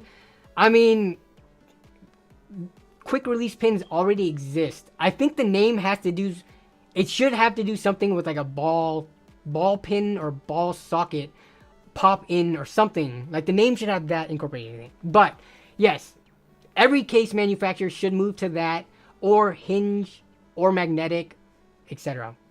Ball studs actually sounds pretty good, but I need to do more research to see what they actually call it. But okay, back to the deals. Sorry, honestly, I'm gonna try to get through all the deals that people posted, but I think based on what people have posted and the conversation we've had, the amazing deal from yesterday for the 12700 KF is one of the rare good finds. There's not amazing deals going on right now. Though, I will say, if you guys want a portable monitor This is John the Net Guy Reviews actually sent me this. He actually reviewed this on his channel. Definitely go check that out if you guys want to know more about this. But dude, I will show you that I am using a similar monitor to this. So that monitor, and say hello to you guys. This is where I read your guys' chat right there. But I have you guys popped out and over here. But so this, I have a similar monitor to this. I'm not saying it's the same thing, but what I will say is that they are probably very similar and produced in like either the same factory or like neighboring factories over in China. But I use this this is part of my setup because I have a vertical stacked setup, right? So that's my OBS stuff to control. Up here is just extra crap, and then this is my main streaming window. But these monitors are very useful for when I go portable testing stuff. But in my own personal setup, when I go to LAN parties, I use a portable monitor. I don't use that as my main monitor, but for having something like even if I didn't have this upper monitor, having a monitor down here that I could just use for either volume control, for like OBS control, to throw extra stuff down, maybe music control, so that it's all off of like my main monitor. I like this setup right here. Just even if you go dual monitor, like having something down below that you can just have space to throw stuff to, and if you need to, you know, quickly look down and change settings or something, it's very useful. But I'm saying I wanted to pull this deal up because these monitors typically go for usually like 80, 90, 100 bucks. You can get 5% off coupon, and it's down to 63. Yeah, this is normally 80. If you're looking for a secondary or extra monitor, I can't recommend something like this enough. So let me get the link for this so I can share it with you guys. So there's the link. Mike Brazone says, Danny, are you a PC tech? I'm not a PC tech. No. I went to college for engineering, and the majority of my career has been spent working at a engineering company. Professionally, I am not a PC tech at all. The PC stuff is like, I mean, you can consider it a hobby, or by this point, given like where I am on, you know, in my YouTube journey, you could call it like, a hobby that now pays like money, I guess. But I'm not like professional. I don't have certs. I'm not professionally trained or anything. Yeah, I should get some of the most basic certs though. I've been thinking about doing that. I should at least get that stuff. But yeah.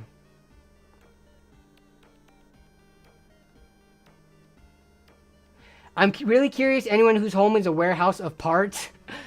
I mean, I don't have a ton of parts on hand, and anytime I need to move them to like recoup costs, it's pretty easy. So like a lot of the parts are sent for review or in collaboration with companies and stuff like that. So I mean, I buy a decent amount of parts as well, but it's not like I am very money conscious when it comes to my spending on my PC hobbies. Like, I don't waste money, hopefully, as you can see from the way that I carry myself on the streams, and just based on like the hardware that I have. I don't have crazy hardware. Portable USB monitor. Let me get this updated in the thing.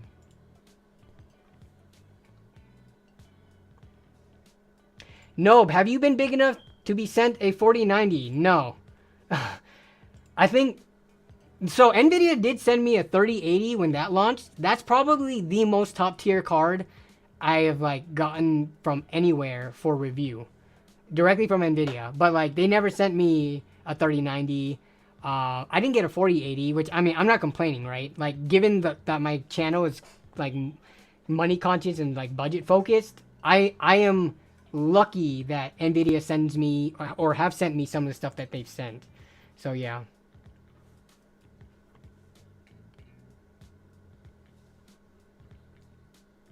I copped one of those too. Not exact model though. You picked one of these up, PicoWebs? Did you pick up it during the Prime Day deals, or you picked it up like some other time? Have you met big YouTubers like Jay's 2 Cents and Linus? Dog, have you not seen like the LTX videos that I've made and stuff like that? I've met both of them. I haven't had like extensive conversations with them, but I've said hi and like, you know, I've been in their presence and stuff like that. But yeah.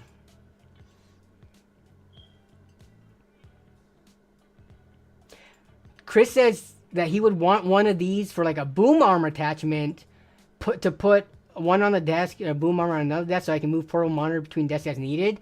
That's actually, yeah. The fact that these are USB powered, and this is mini HDMI, but yeah, just hooking them up and then like, you know, it is literally a USB device. Well, I guess aside from the HDMI, but like, you're not having to go underneath your desk to find your power strip to plug it in and try to cable manage. It is literally powered via USB, which makes it actually portable. Mine was $69, so I guess I could have saved a few, I guess. $69, nice. But, I mean, that's still a really good price. Okay, let's see. What else do we have? Okay, so let's go over to here. And people making jokes about my foot. So we got Extreme Zone with this deal. A Sansui. I'm not a big monitor person. I would like to get into monitors more in terms of like actually testing and reviewing them. And I do have something planned in the works kind of for that. But Sansui, I'm not familiar with this brand, but I think the monitor space I've noticed in recent years, similar to a lot of the other hardware, you know, is there are these kind of relatively new, and I'm going to say no name, but not in like a bad way. It's just that they're new companies or brands, at least in the States, that people haven't heard of. These companies popping up on Amazon with some like really crazy specs for monitors for good prices. Like, so we're talking about a 1440p IPS monitor here, 180 hertz, normally going for 190, but Prime Day deals for 153. So I don't know much about this company, and this is a 27 inch, which is actually a really good size for 1440p. I don't know a ton about this company, but if we're just gonna go, and I don't know if there's like a ton of reviews of this out there. You would have to like look that up, but just based on the specs, right? Like resolution, refresh rate, IPS, apparently 120% sRGB, you know, HDR. Like you would have to do more digging into this. But just based on what you see here, what they tell you their monitor is for the price, like this is looking like a pretty sweet deal. Sansui has been around for a long time. I can honestly, well, so like again, I'm not a huge monitor guy. I've seen a lot of like brands of monitors that like I don't recognize. I can't say Sansui stands out in my head, unfortunately. But you know, if we have people vouching for them that they have been around for a long time and that they do make quality products, that makes this even more so a better deal.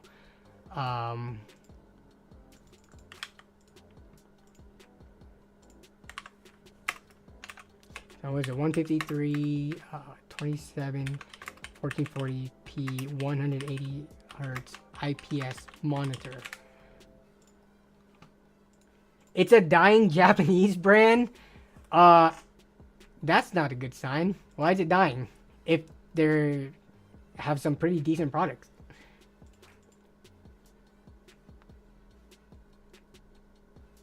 Elusive Electron. Hi, Danny. You probably been asked. Yeah, the swelling, it's not getting any worse, though it hasn't gotten better. That's essentially it for anyone who has tuned in after I talked about my foot. I got an MRI next Thursday. Hopefully that clears up a lot. And then I just want to be able to walk before the end of July. That is my wish. To be able to walk on my 2 feet with zero pain by the end of July. I don't know how hopeful I am that's gonna happen, but we'll see. James Ray says, I had a Sansui tape deck 30 years ago. Okay. A very different type of product, and 30 years ago, in terms of company reputation, potentially. So MRI stream. I mean, if they give me the results, I'll pull it up on stream. I've been pretty transparent about the medical record stuff, but no, I cannot bring a camera into the MRI room with me. It'll probably suck the camera into the machine and destroy it. Okay, what else do we have in terms of what people have found? I did want to browse deals too, but depending on how long it takes to get through all these. Let me see. Let me open these. Chris with his... So, here's Chris actually showing some soft tubing. Now, you guys can give your opinions. Let me see. Oh, well, this is an AIO. But I think this is for the white build with not white parts in it. So, that was a different conversation. But, alright. So, we've got the soft tubing build.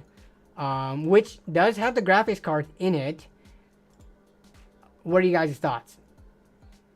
So, Chris is doing some, what looks to be pretty decently short runs. I think when people think soft tubing, they probably think of when people do like these ridiculously long or horribly planned runs. So, it looks like it's flopping all over the place. Chris's runs are actually pretty, like, as short as they can be. So, if anything, at first look, like this bend here, aside from the fact that the way that the fitting is, this doesn't look too far off from like a hard tube bend. It probably needs some more straight run for a typical hard tube bend, but I mean, this actually looks pretty clean.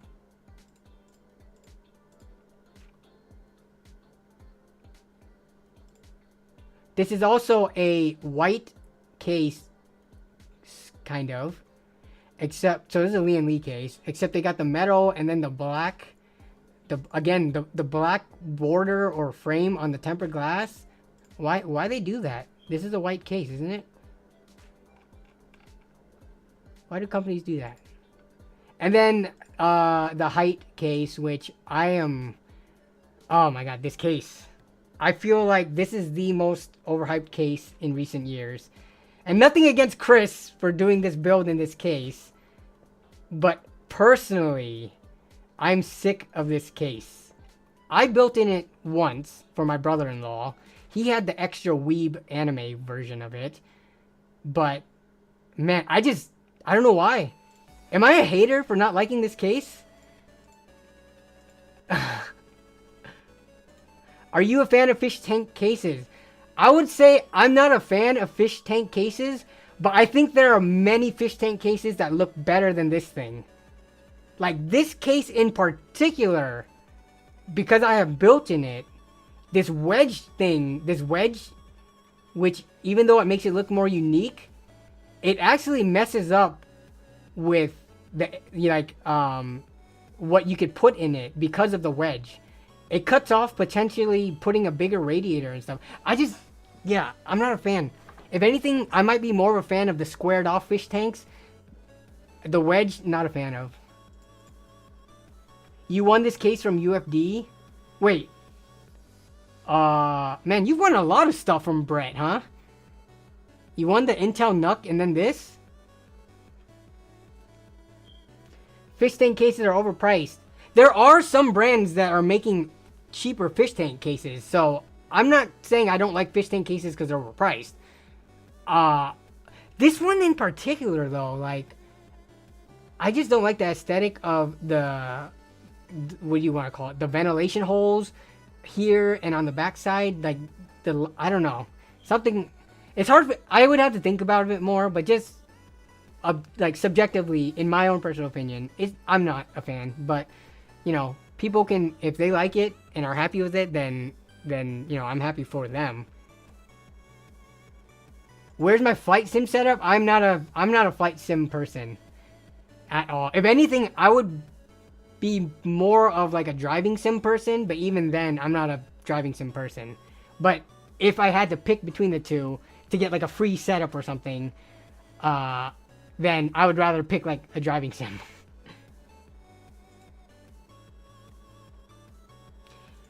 I need another LAN party video. Yeah, we're landing in 2 months. So then you'll get a video hopefully by December. We're landing in September. Hopefully I will get it out in 3 months by Christmas.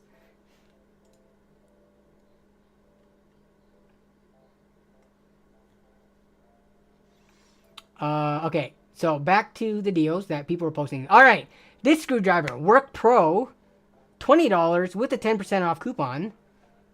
This is not a Prime deal, but wait, what? Okay, I don't know how much I'm a fan of these type that have like the dual end.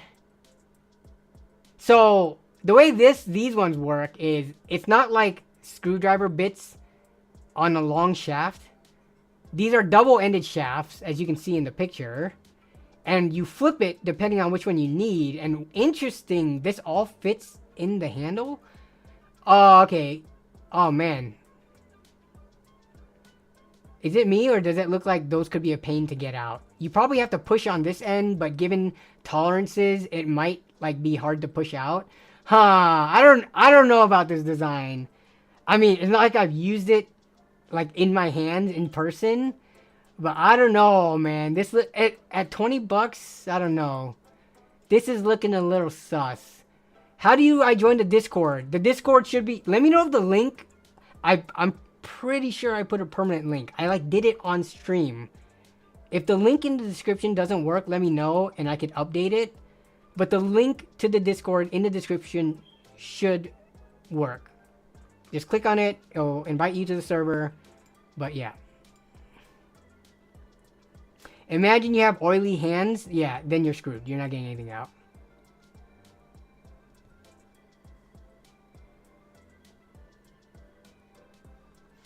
So, I mean, this got really good reviews. But, I don't know. I mean, after even holding like this, I think I definitely prefer smaller bits with a shaft with a hex opening on the top to put the bits in. Yeah. Though you could argue that because there is, you know, there's going to be some sort of tolerance when you put the bit into here, as opposed to just having, you know, like there is no slop in terms of, there might be slop like here where this goes into it, but there isn't going to be any slop where the bit usually meets the hex holder. So what games did I pick up during the summer sale? I did not pick up any games actually. I mean, I started playing what is it, the First Descendant, but that's free to play. But yeah, I didn't pick up any games during the Steam summer sale. There wasn't anything. Any games I wanted would have been for like new benchmarking games, and none of those were really on sale. Like I wanted to pick up Ghost of Tsushima, which I've talked about, but that wasn't on sale from what I saw. So I'm just waiting for that to like get some kind of price reduction before I pick it up. What about an electric screwdriver, or could that lead to over torquing the screws? I think with the electric screwdrivers, you can usually choose like what gear you want it on, right? So you could always set it to like a lower gear so it doesn't over torque. But I don't know. I haven't really used electric screwdrivers, and I have no like urge to, you know, like I am perfectly happy with ratcheting screwdriver, which I've been using for years now. I don't have any urge to use like an electrical one or electric one. I don't know. Like, can you guys convince me to start using one? Maybe I'm just cheap. Like, I don't want, you know, if it ain't broke, don't fix it type of thing. Also, if it ain't broke, don't spend more money when you don't need to. Like, I know electric screwdrivers aren't that expensive. They're like, what, 25, 30, 40 bucks maybe? But, I don't know. It's just, they don't entice me enough. I need to drink more water. I have not taken a single sip this stream. But yeah, they don't entice me enough to want to use them. Comparing, oh gosh. Try to do like a Project Farm video on it. You guys watch Project Farm, by the way? Dude, when it comes to comparing products, that man is a legend. But PC screws are so short, it's hardly needed. Yeah, you could argue that. They are pretty short. The worst ones are like the actually no. In terms of the threads that you typically have to like do, yeah, there's not too many parts that require long, like a lot of screwing essentially. I was gonna say some radiator fan screws, they have like that long section to go through the fan and then go through the radiator, but even then, yeah, you're right, it's like a super short section of thread.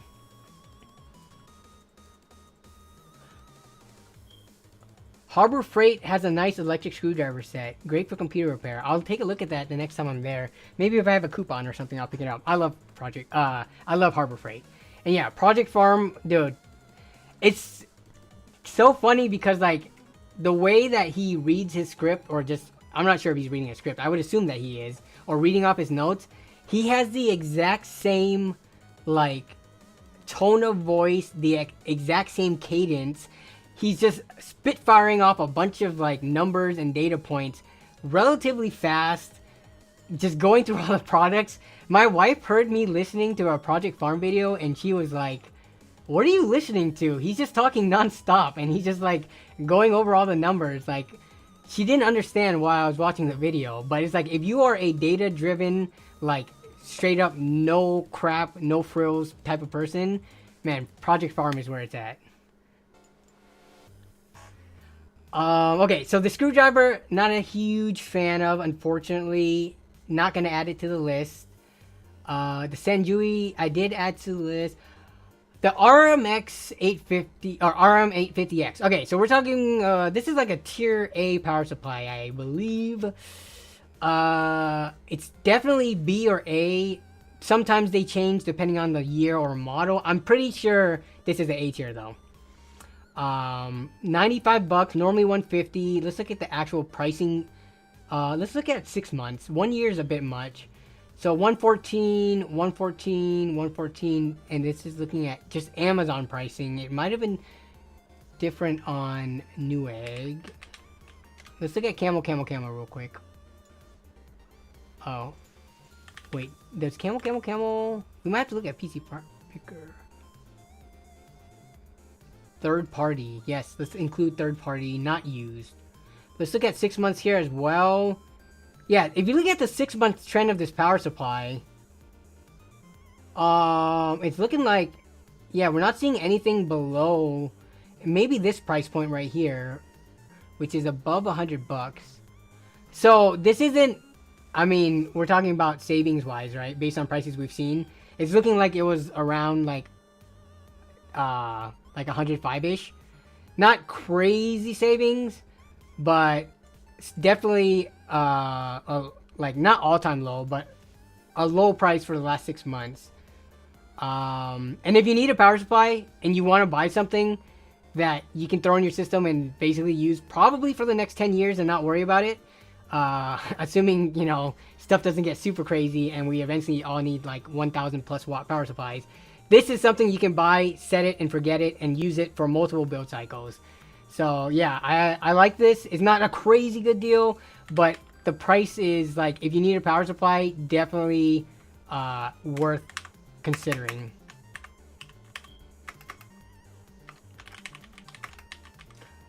RM850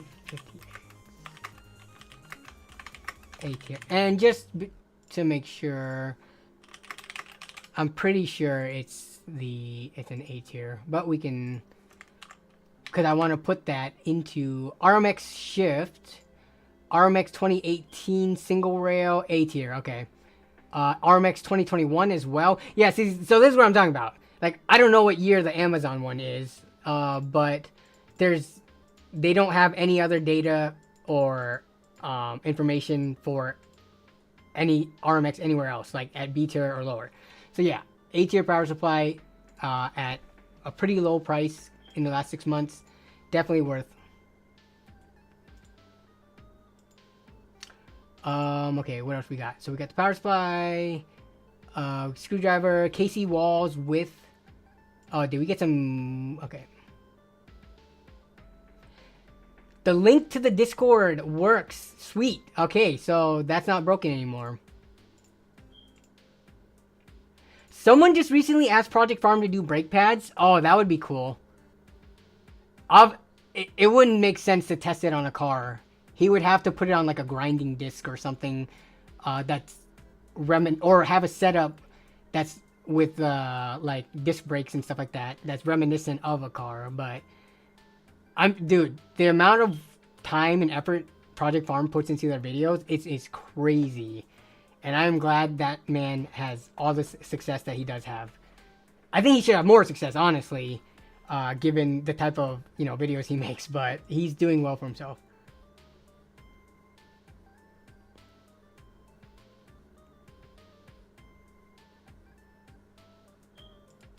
Okay. Ooh, TCL TV. Q6 QLED Smart TV, $400. 65 inches. So I've been out of the TV market for a while because we bought ours, a year or two ago during Black Friday. We got a TCL Class 5 75 inch for like $400 or $500. But this one is, I think it's even a higher tier than the Class 5. 4K Smart TV with QLED. Yeah, whatever.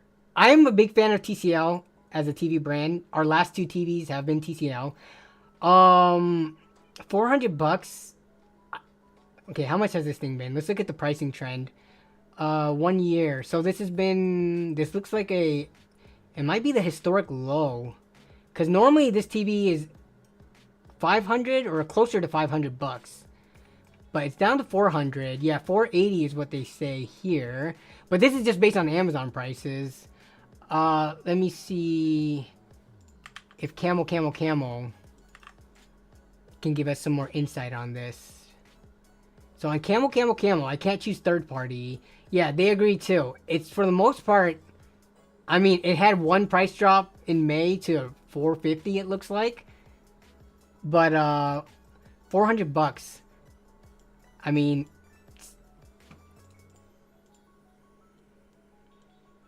This TV does 120 at 1080 and 1440p. Are you talking about like if you were to use it for like with your computer or something? Motion rate 120. So I'm not a pro at the different technologies that TV have for their refresh rate, whether it's like true or if it's like the motion smoothing blending type stuff. So I can't speak on that. But in general, I think TCL is usually highly regarded as like really good bang for your buck in terms of like TVs. Like obviously it's not going to be the same as your equivalent $1,000 Samsung or Sony TV or whatever. But like for the price that you pay, TCL TVs typically provide a tremendous amount of value. If you're a TV snob, if you're a pixel snob, if you're a color snob, and you have money to spend, TCL is probably not the brand for you. But if you just need like a 65-inch TV that looks good and doesn't break the bank, I think this is usually the brand to go for.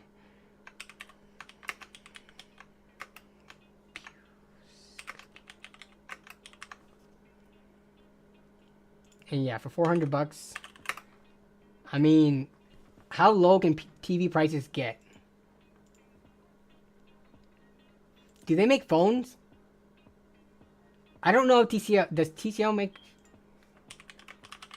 I'm not sure if they make phones. Oh, looks like they do. Interesting. I have never held a TCL phone, nor have I ever considered a TCL phone. But, interesting. I guess they do. Smart TV, soundbars, mobile. Yeah. And they make tablets, apparently. Interesting. Huh.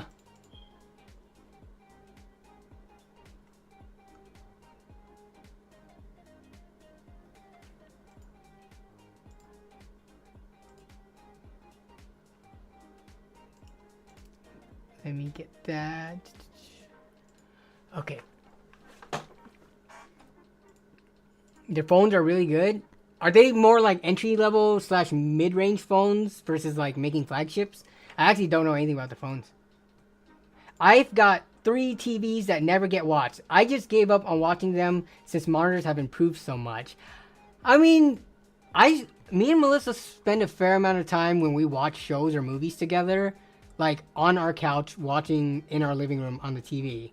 I consume a lot of media on my phone and on my computer when it comes to like watching like YouTube stuff or whatever, and maybe like live streams. But when it comes to like stuff from like Netflix, like TV shows and movies, I consume that mostly on our big screen TV in the living room. It's just more comfortable. I like, you know, either sitting on my comfy couch or laying down if I want to. Like, I don't want to have to sit up with good posture at my computer to watch potentially hours worth of content. I already spend a lot of time on my computer doing other stuff, gaming or editing videos and stuff like that. I don't want to spend more time on it when I could lounge on my couch to consume it, if that makes sense. Casey Wall says, no, it's a true 120 at 1080 and 1440p. It has the resolution. Great for HTPC or console in the living room. Okay. So, I mean, yeah, I added it to the description. I don't know how many people are looking for TVs, though. So, yeah, I mean, I'm a big fan of TCL TVs.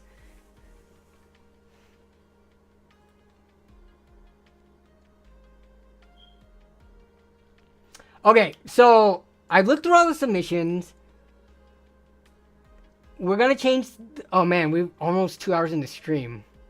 Okay, Melissa gave me a task because we have talked about this and we have put it off for so long. Dual laundry basket.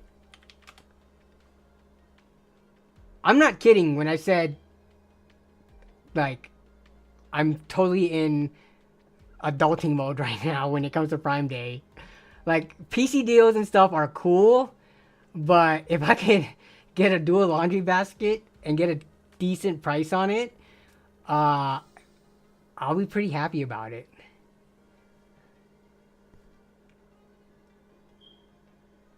Okay. Oh, man. There's a lot of stuff in here.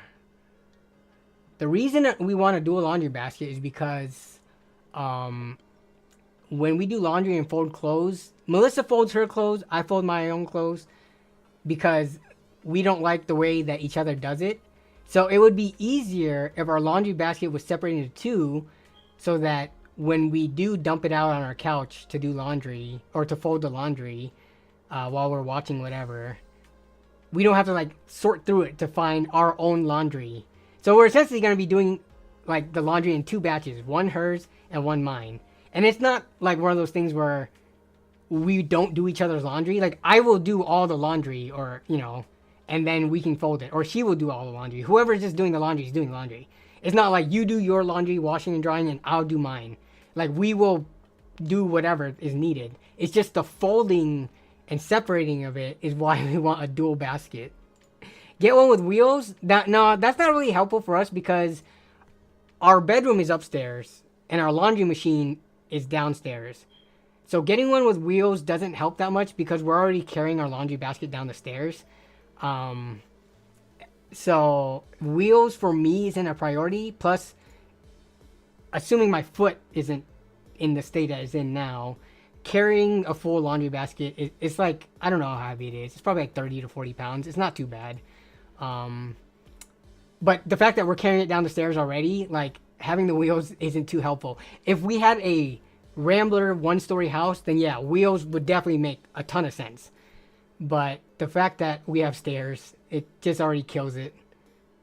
A laundry chute would be nice. I would love a laundry chute, but our house just isn't built. It wasn't built with one, and we're definitely not going to be punching a hole in the floor to get one. Wait till kids get added to them. So, I think getting this dual laundry basket, maybe I should get a 3 laundry basket. And for now, we could put the towels in it. But when we get kids, then we could put the kids' laundry. But no, I think getting the dual laundry basket now, once we have kids, maybe me and her could put our clothes back together in one and have like kids' laundry or baby laundry in the other one with the towels. But yeah, I mean, how do you even choose, right? When we talk about like motherboards or monitors and stuff like that, how you have literally hundreds of options, like, how do I even choose, aside from price, like what laundry basket to choose? So we're gonna I definitely want to get something from Prime Day deals to get a discount. Get 'em made. Bro, you know how cheap I am? How am I gonna afford a maid with how cheap I am?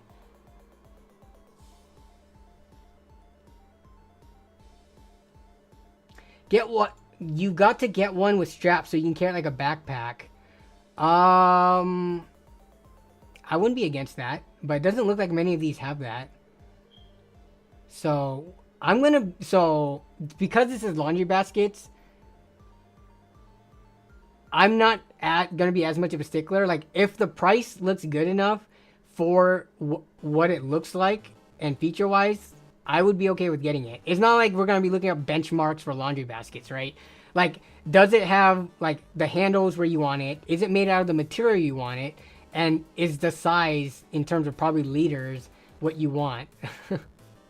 Made and clean ladies expensive AF. Exactly. I would rather do it myself than pay a premium price for someone else to do it. Yes, I definitely have to get one with a handle. Just like my PC cases, I like my laundry baskets with handles. Okay, we're going to sort by lowest price and see if I can find something in the lower price range. And then, like, this one actually looks pretty decent for 25 bucks. Firm and stable. EVA foam, cationic fabric, iron wire frame, sturdy insert rods. Okay, this is looking pretty cheap. This one has little, like, you can put, see, I didn't even know about these features. This has straps here and on the side. I'm very thankful for my second floor laundry room. Yeah, it would have been nice to have our laundry room upstairs, because then it would we wouldn't have to walk as far to do the laundry. But the only thing about second floor laundry rooms is if you do have like a leak or something, right? Just for whatever reason, like you didn't clean out your laundry machine, your washing machine like trap or whatever, and you get like a leak and you don't realize it and it leaks through the floor. I think that's like the only con to having an upper floor laundry machine. But other than that, like, it's beneficial in pretty much every other way.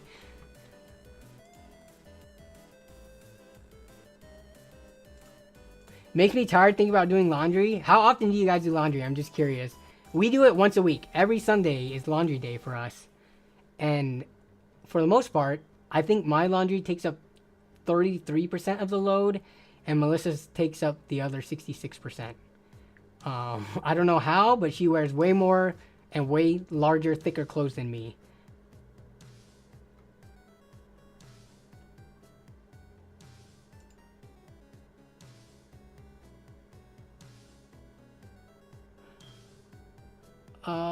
What is this one? This one looks interesting.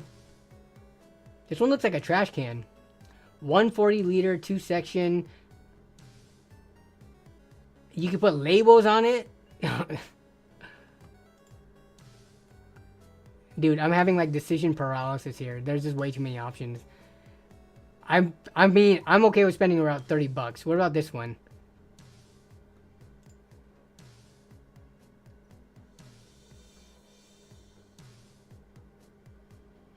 Oh, this one's like not solid. This is like a collapsible one. I think I would want a solid one. I wear pants and shorts 2 days before washing. I wear like pants, like jeans and stuff like that. I do wear it multiple times before washing. Shorts, I think I wear once before washing. Underwear, of course, wear it like 7 times before washing. T-shirts once before washing. Socks once before washing. I was kidding about the underwear thing, by the way. Of course, once before washing. But I think pants, jackets, stuff like that, I wear multiple times before washing. I'm actually kind of a fan of like these hard, thick wired ones, but this isn't a dual one. Why are you showing me a single basket?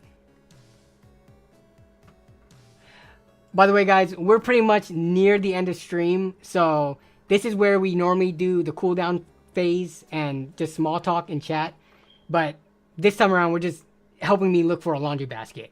But we're just talking. Why have underwear? Just go commando. Bro, I do not want the seams of my jeans or whatever pants I'm wearing riding up into my butt crack.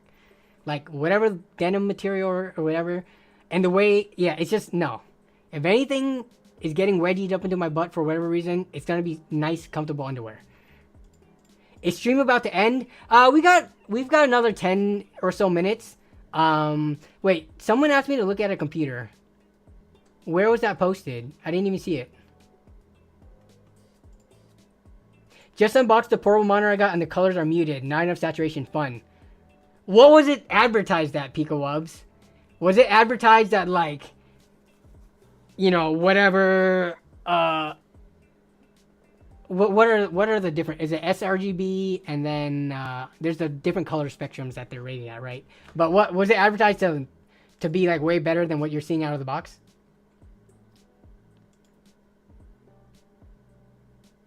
You don't need an expensive laundry hamper? No. So, the thing about, you can't just use milk crates. They're too short. You want them to be, like, decently tall because that's how it's more effective footprint-wise. I guess you could stack the milk crates, but then every time you put it in, you gotta, like, take off the milk crate to put it in the bottom one. No. We're just gonna try to find a decent deal. What the heck? Can I go all Prime and Prime Day deals, or are they separate?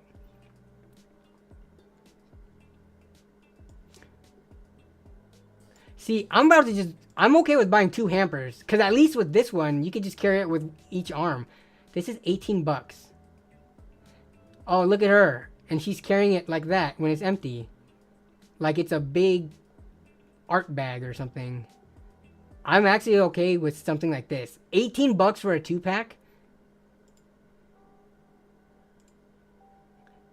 If it sucks, I can just return it and try something else. But what is the volume? Bro, 29 gallons. What does that even mean? See, what is a typical laundry basket? Like, this is a typical laundry basket. What is the volume of this thing? I don't, like, it's hard for me to imagine volume to, like, how much it could actually carry. But I want something that is around this size total. Because that's what our current laundry basket is.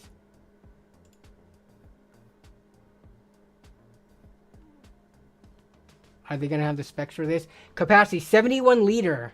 Okay, if this is 71 liters, then I'm okay with...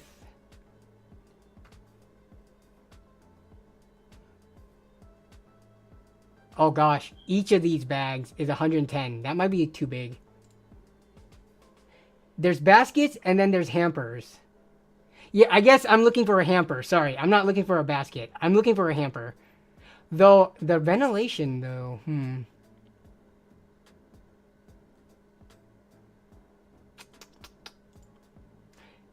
See, a lot of these hampers, do you need ventilation on a laundry basket? I never even thought about that till now. So, if you look at a traditional laundry basket, right?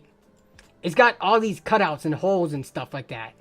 So that your clothes can at least be ventilated while it's sitting there dirty until laundry day comes around. A lot of these ones are like, I question how breathable they are.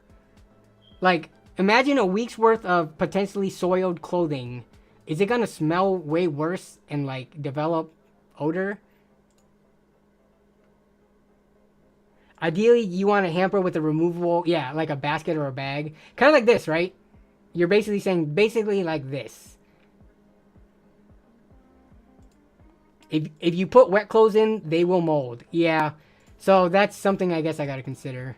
No, but do you guys have a Roomba? We have a Wise Vac, which, I love it. The Wise Vac, the Wise Robot Vac. I like it because it's affordable and it has like LiDAR, right? So it scans your walls, it scans your furniture, and it literally maps it out. So, I know a lot of smart robot vacs have that, but the Wise one, for having that tech, and the price it comes in, and I have a lot of Wise products in my house, it just makes it that much more convenient to use, because I use one app to control all my cameras, to do my robot vacuuming, etc. But yeah, definitely, if you buy a robot vac, get one that actually has like a scanner or whatever that can map out your house, and not one that randomly ping pongs around, because those are garbage. And the Wise vac too, buying replacement parts like replacement brushes and stuff like that, it's so cheap on Amazon. Like, it is so dirt cheap. So yeah, I love mine. Okay, laundry basket with bags. Dude, actually, this is plastic, but I kind of like this. This is a bit too plasticky for me. Like, if they had a metal / cloth version of this, because look at this. You can just tell by the pictures, right? Like, this looks like it will break. This will not last. But, I mean, it's got, you know, these cutout for the handles. It's a decent size. It's dual. It's got breathability. Like, something like this with slightly better materials, I would totally be down to buy. Hopefully we can find something as we scroll down further. That one got bad reviews. That one's 2.5 stars. It looks like a horrible ATX case. Yeah. You wish you could use a robot vac, but your toddler won't leave it alone. So what we do is we run the vacuum in the morning, like right before we're about to wake up. So we run it at times where basically no one is on the floor. But I guess your toddler could also mess with it while it's at the charging dock. So, the hampers with wireframe where the bags should be removed are the easiest to use. Yeah, I mean, hopefully we'll get to that soon. We're already in the $30 range. Oh my goodness. All right, I'm gonna have to put in wire.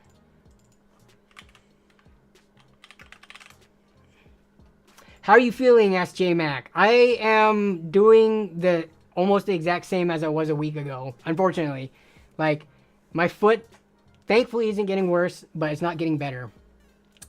Ooh, here we go. Something like this. Wait, does this have a bag on the inside though? See, all the wire ones. So then you're gonna want the wire frame with the cloth liner with a bag on the inside. Oh man.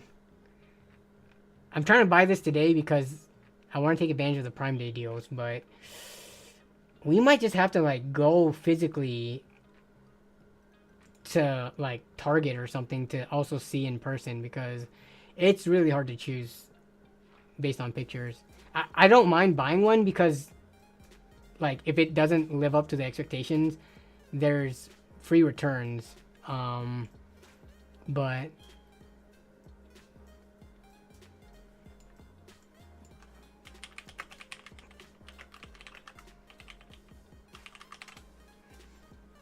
would putting breathable help? Doesn't look like it. Am I just gonna have to buy like 2 laundry baskets? Is that gonna be the solution? I am pretty worried about the breathability for the hamper. Thanks. I hope my healing is faster than the projected rate right now as well. Thanks though. I appreciate it. Put it on your Prime wish list and email your family Christmas ideas. That's actually a good idea. The dual laundry hamper thing, it's not a need. It's just like a want. And it's not an impulsive want though, right? Like, the way I look at when I want to buy something is this something that I just wanted out of impulse? Or is this something that I've been looking at, talking about for weeks, months, right? And the laundry basket has been something me and Melissa has talked about for a while. So this isn't just me wanting to spend money willy-nilly, even though it's not a need per se. Our laundry basket currently works fine. This is just like a quality of life thing. So go to IKEA. Oh man, IKEA is always so crazy busy, and it's like an hour drive for us, unfortunately. So I mean, if I could get a Prime Day Amazon deal, I would prefer doing that than having to drive all the way to IKEA.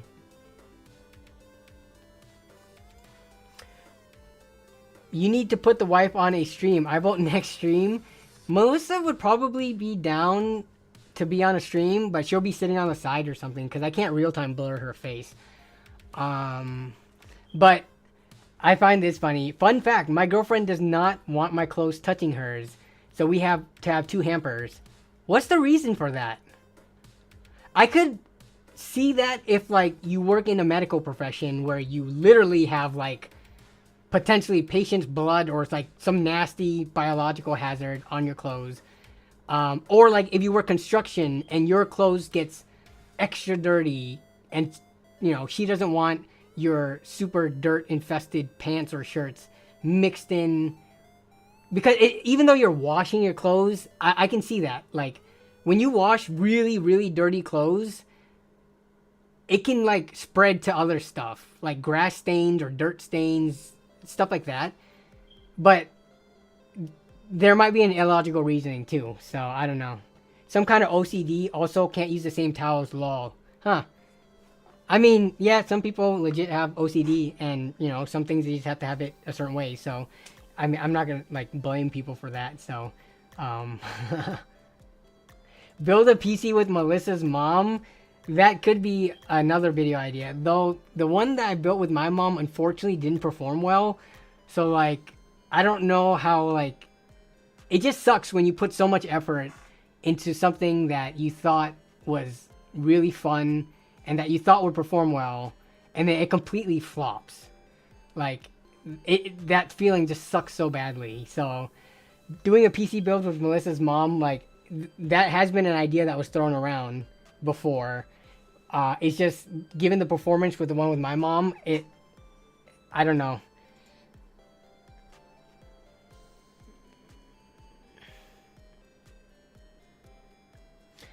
I don't have crusty socks. Why would I have crusty socks?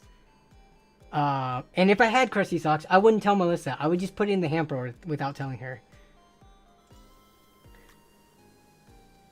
Yeah, like, the people who liked that video, they really liked it. And I liked that video a lot. It was a good chance to spend time with my mom. I thought it was pretty funny, some of the comments she made, because she's a, you know, English isn't her primary language, and she's a complete PC noob. So I thought the concept of the video worked out well. It just didn't hit. I mean, it was like a 30-minute video or something, 26 minutes. So that, along with other reasons for why it didn't work out, unfortunately.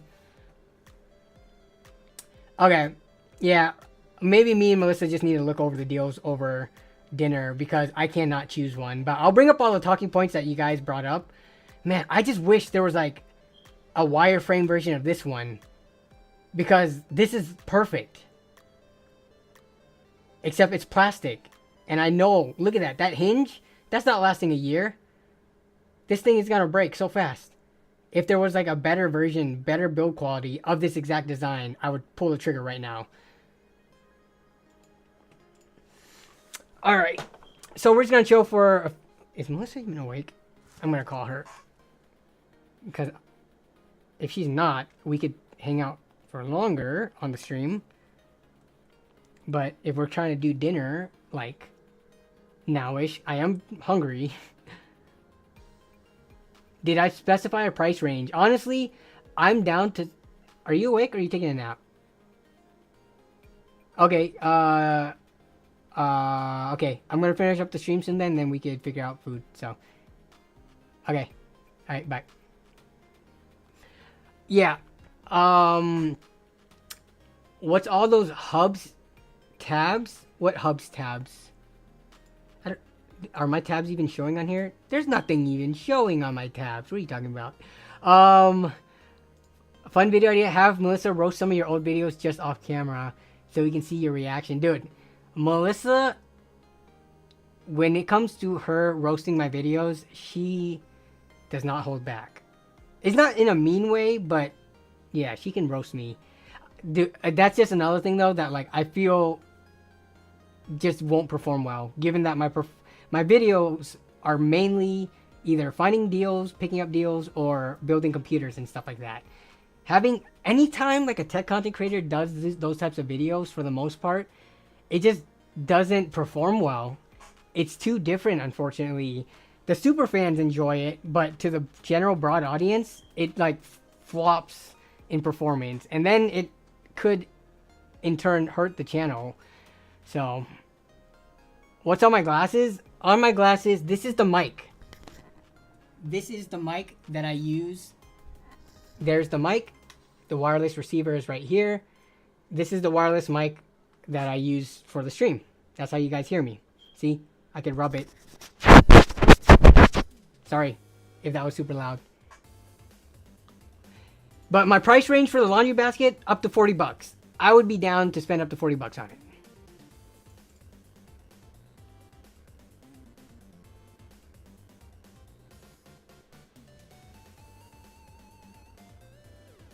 Why your phone so big? Is my phone big? Is the OnePlus 8 Pro big? It seems like a pretty average size phone. Unless you're talking about something else. Oh, when I was holding it up to my ear, that's where you saw it. Yeah, is this big? I think it's... How big is this thing? I don't even know. I think it says on the phone specs. About phone. It is a 6.7 inch. Isn't that like a normal size smartphone these days? Like anywhere from 6.5 to 7 inches? Yeah, I feel like it's a... Here's my OnePlus 6. I guess... Oh, wow. I totally forgot. So this is the size difference between them. I guess that is pretty... I would like to go down to a smaller size phone, like the OnePlus 6, actually. But, yeah. I guess that is a pretty big size difference.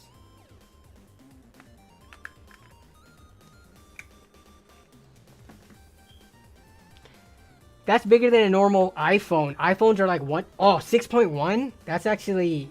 That sounds like pretty nice. I think it just looks big on TV, kind of. Going from the OnePlus 6T to the S23 Ultra was a bit uncomfortable to hold. How big are the S23s? Come on, no, you're messing us small guys up. 7 inches is massive. What's the OnePlus... not the OnePlus, but the iPhone 15 Pro Max. I feel like that's even bigger than my phone.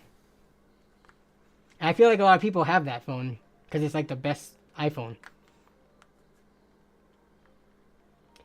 How much is this mic? This mic, Fulame X5. I don't know how much it's going for right now.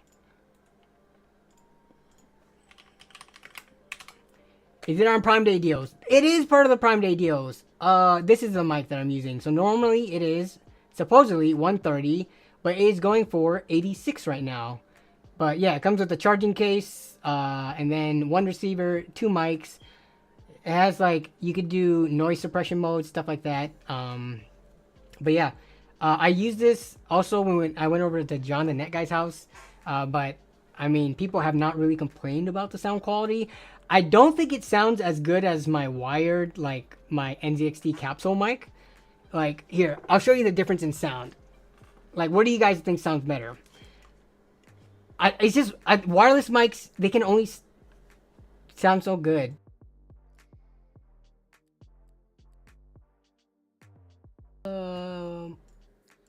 Okay, so, like, this is the NZXT Capsule mic, right?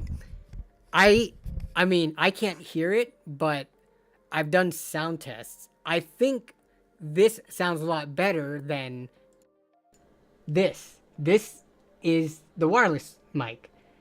I don't think it sounds bad, but in comparison, I think it doesn't sound as good as this mic, which now we're back on the wired USB NZXT Capsule mic. But what do you guys think?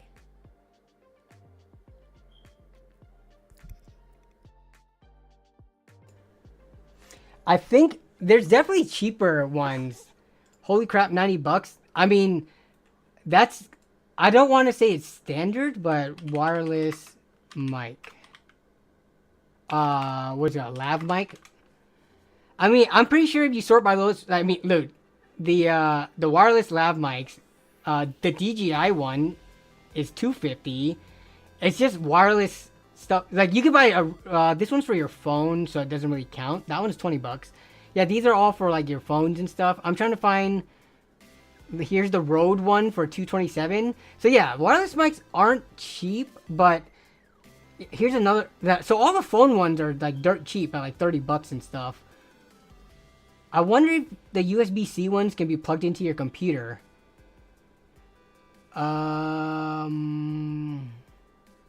But for the most part, like, yeah, it's hard to find stuff that much cheaper than $100. This one, here's one from a brand called Clip. This one looks, yeah, so it's a USB mic, you know, carrying case, whatever. This one is professional lav mic for DSLR. Yeah, it works for PC too. So this one's like half the price. So there's tons of options out there. Yeah, that's the reason why I use the wireless mic instead of this one. That's why I moved away from this. Because every time I would get up and like continue talking while I'm on that side of the room, the volume drops off. So the wireless, it makes it nice so that no matter like where I go, like even if I go over here, as I hop way over here, right? Like the volume doesn't change. Maybe once I go far enough, like the sound quality starts to get staticky and stuff like that. But like, it's more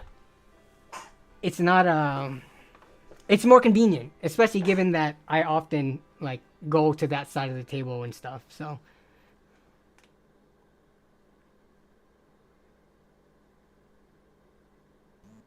the NZXT sounds like a video. The one on your glasses sounds like you're talking in the same room as me, if that makes sense. Yeah, I think it's the compression or whatever. Like the NZXT one sounds like it is like almost like edited, because I'm pretty sure there's some profile that they have for it, but it sounds I don't know how to explain it. I'm not like an audio or a mic snob, but it definitely sounds like something that was produced in a studio as opposed to this thing, which, yeah, like you said, like it sounds like I'm just talking in the room next to you. It doesn't sound as heavily, like, I guess, altered.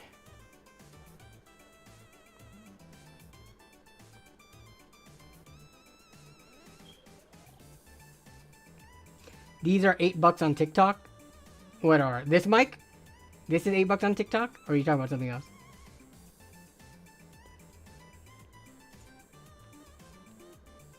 Man, for these streams, the wireless one is fine. And anyways, the mic in your face was messing with the focus. Oh yeah, yeah, that's true. I mean, I guess I used to always put the mic kind of to the side, but for these types of mics, you kind of want it pretty close by.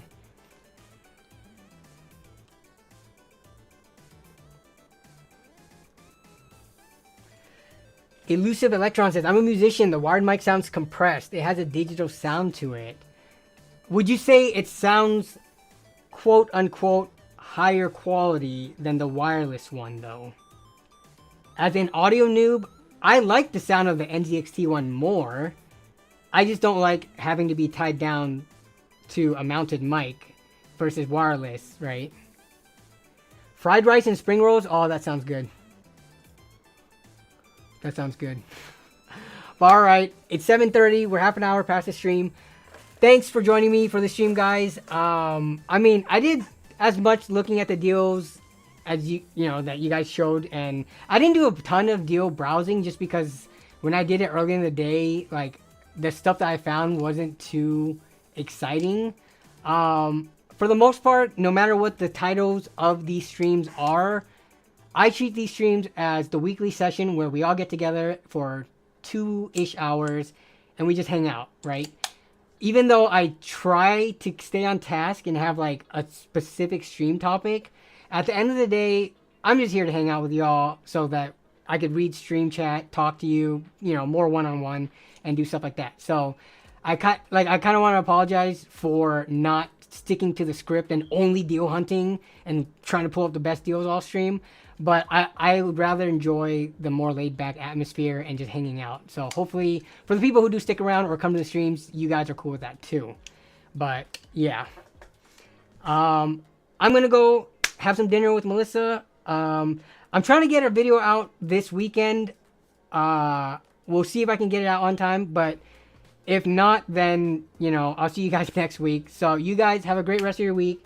Have a great weekend coming up. Yeah, take it easy, and I will see y'all next time. Bye-bye.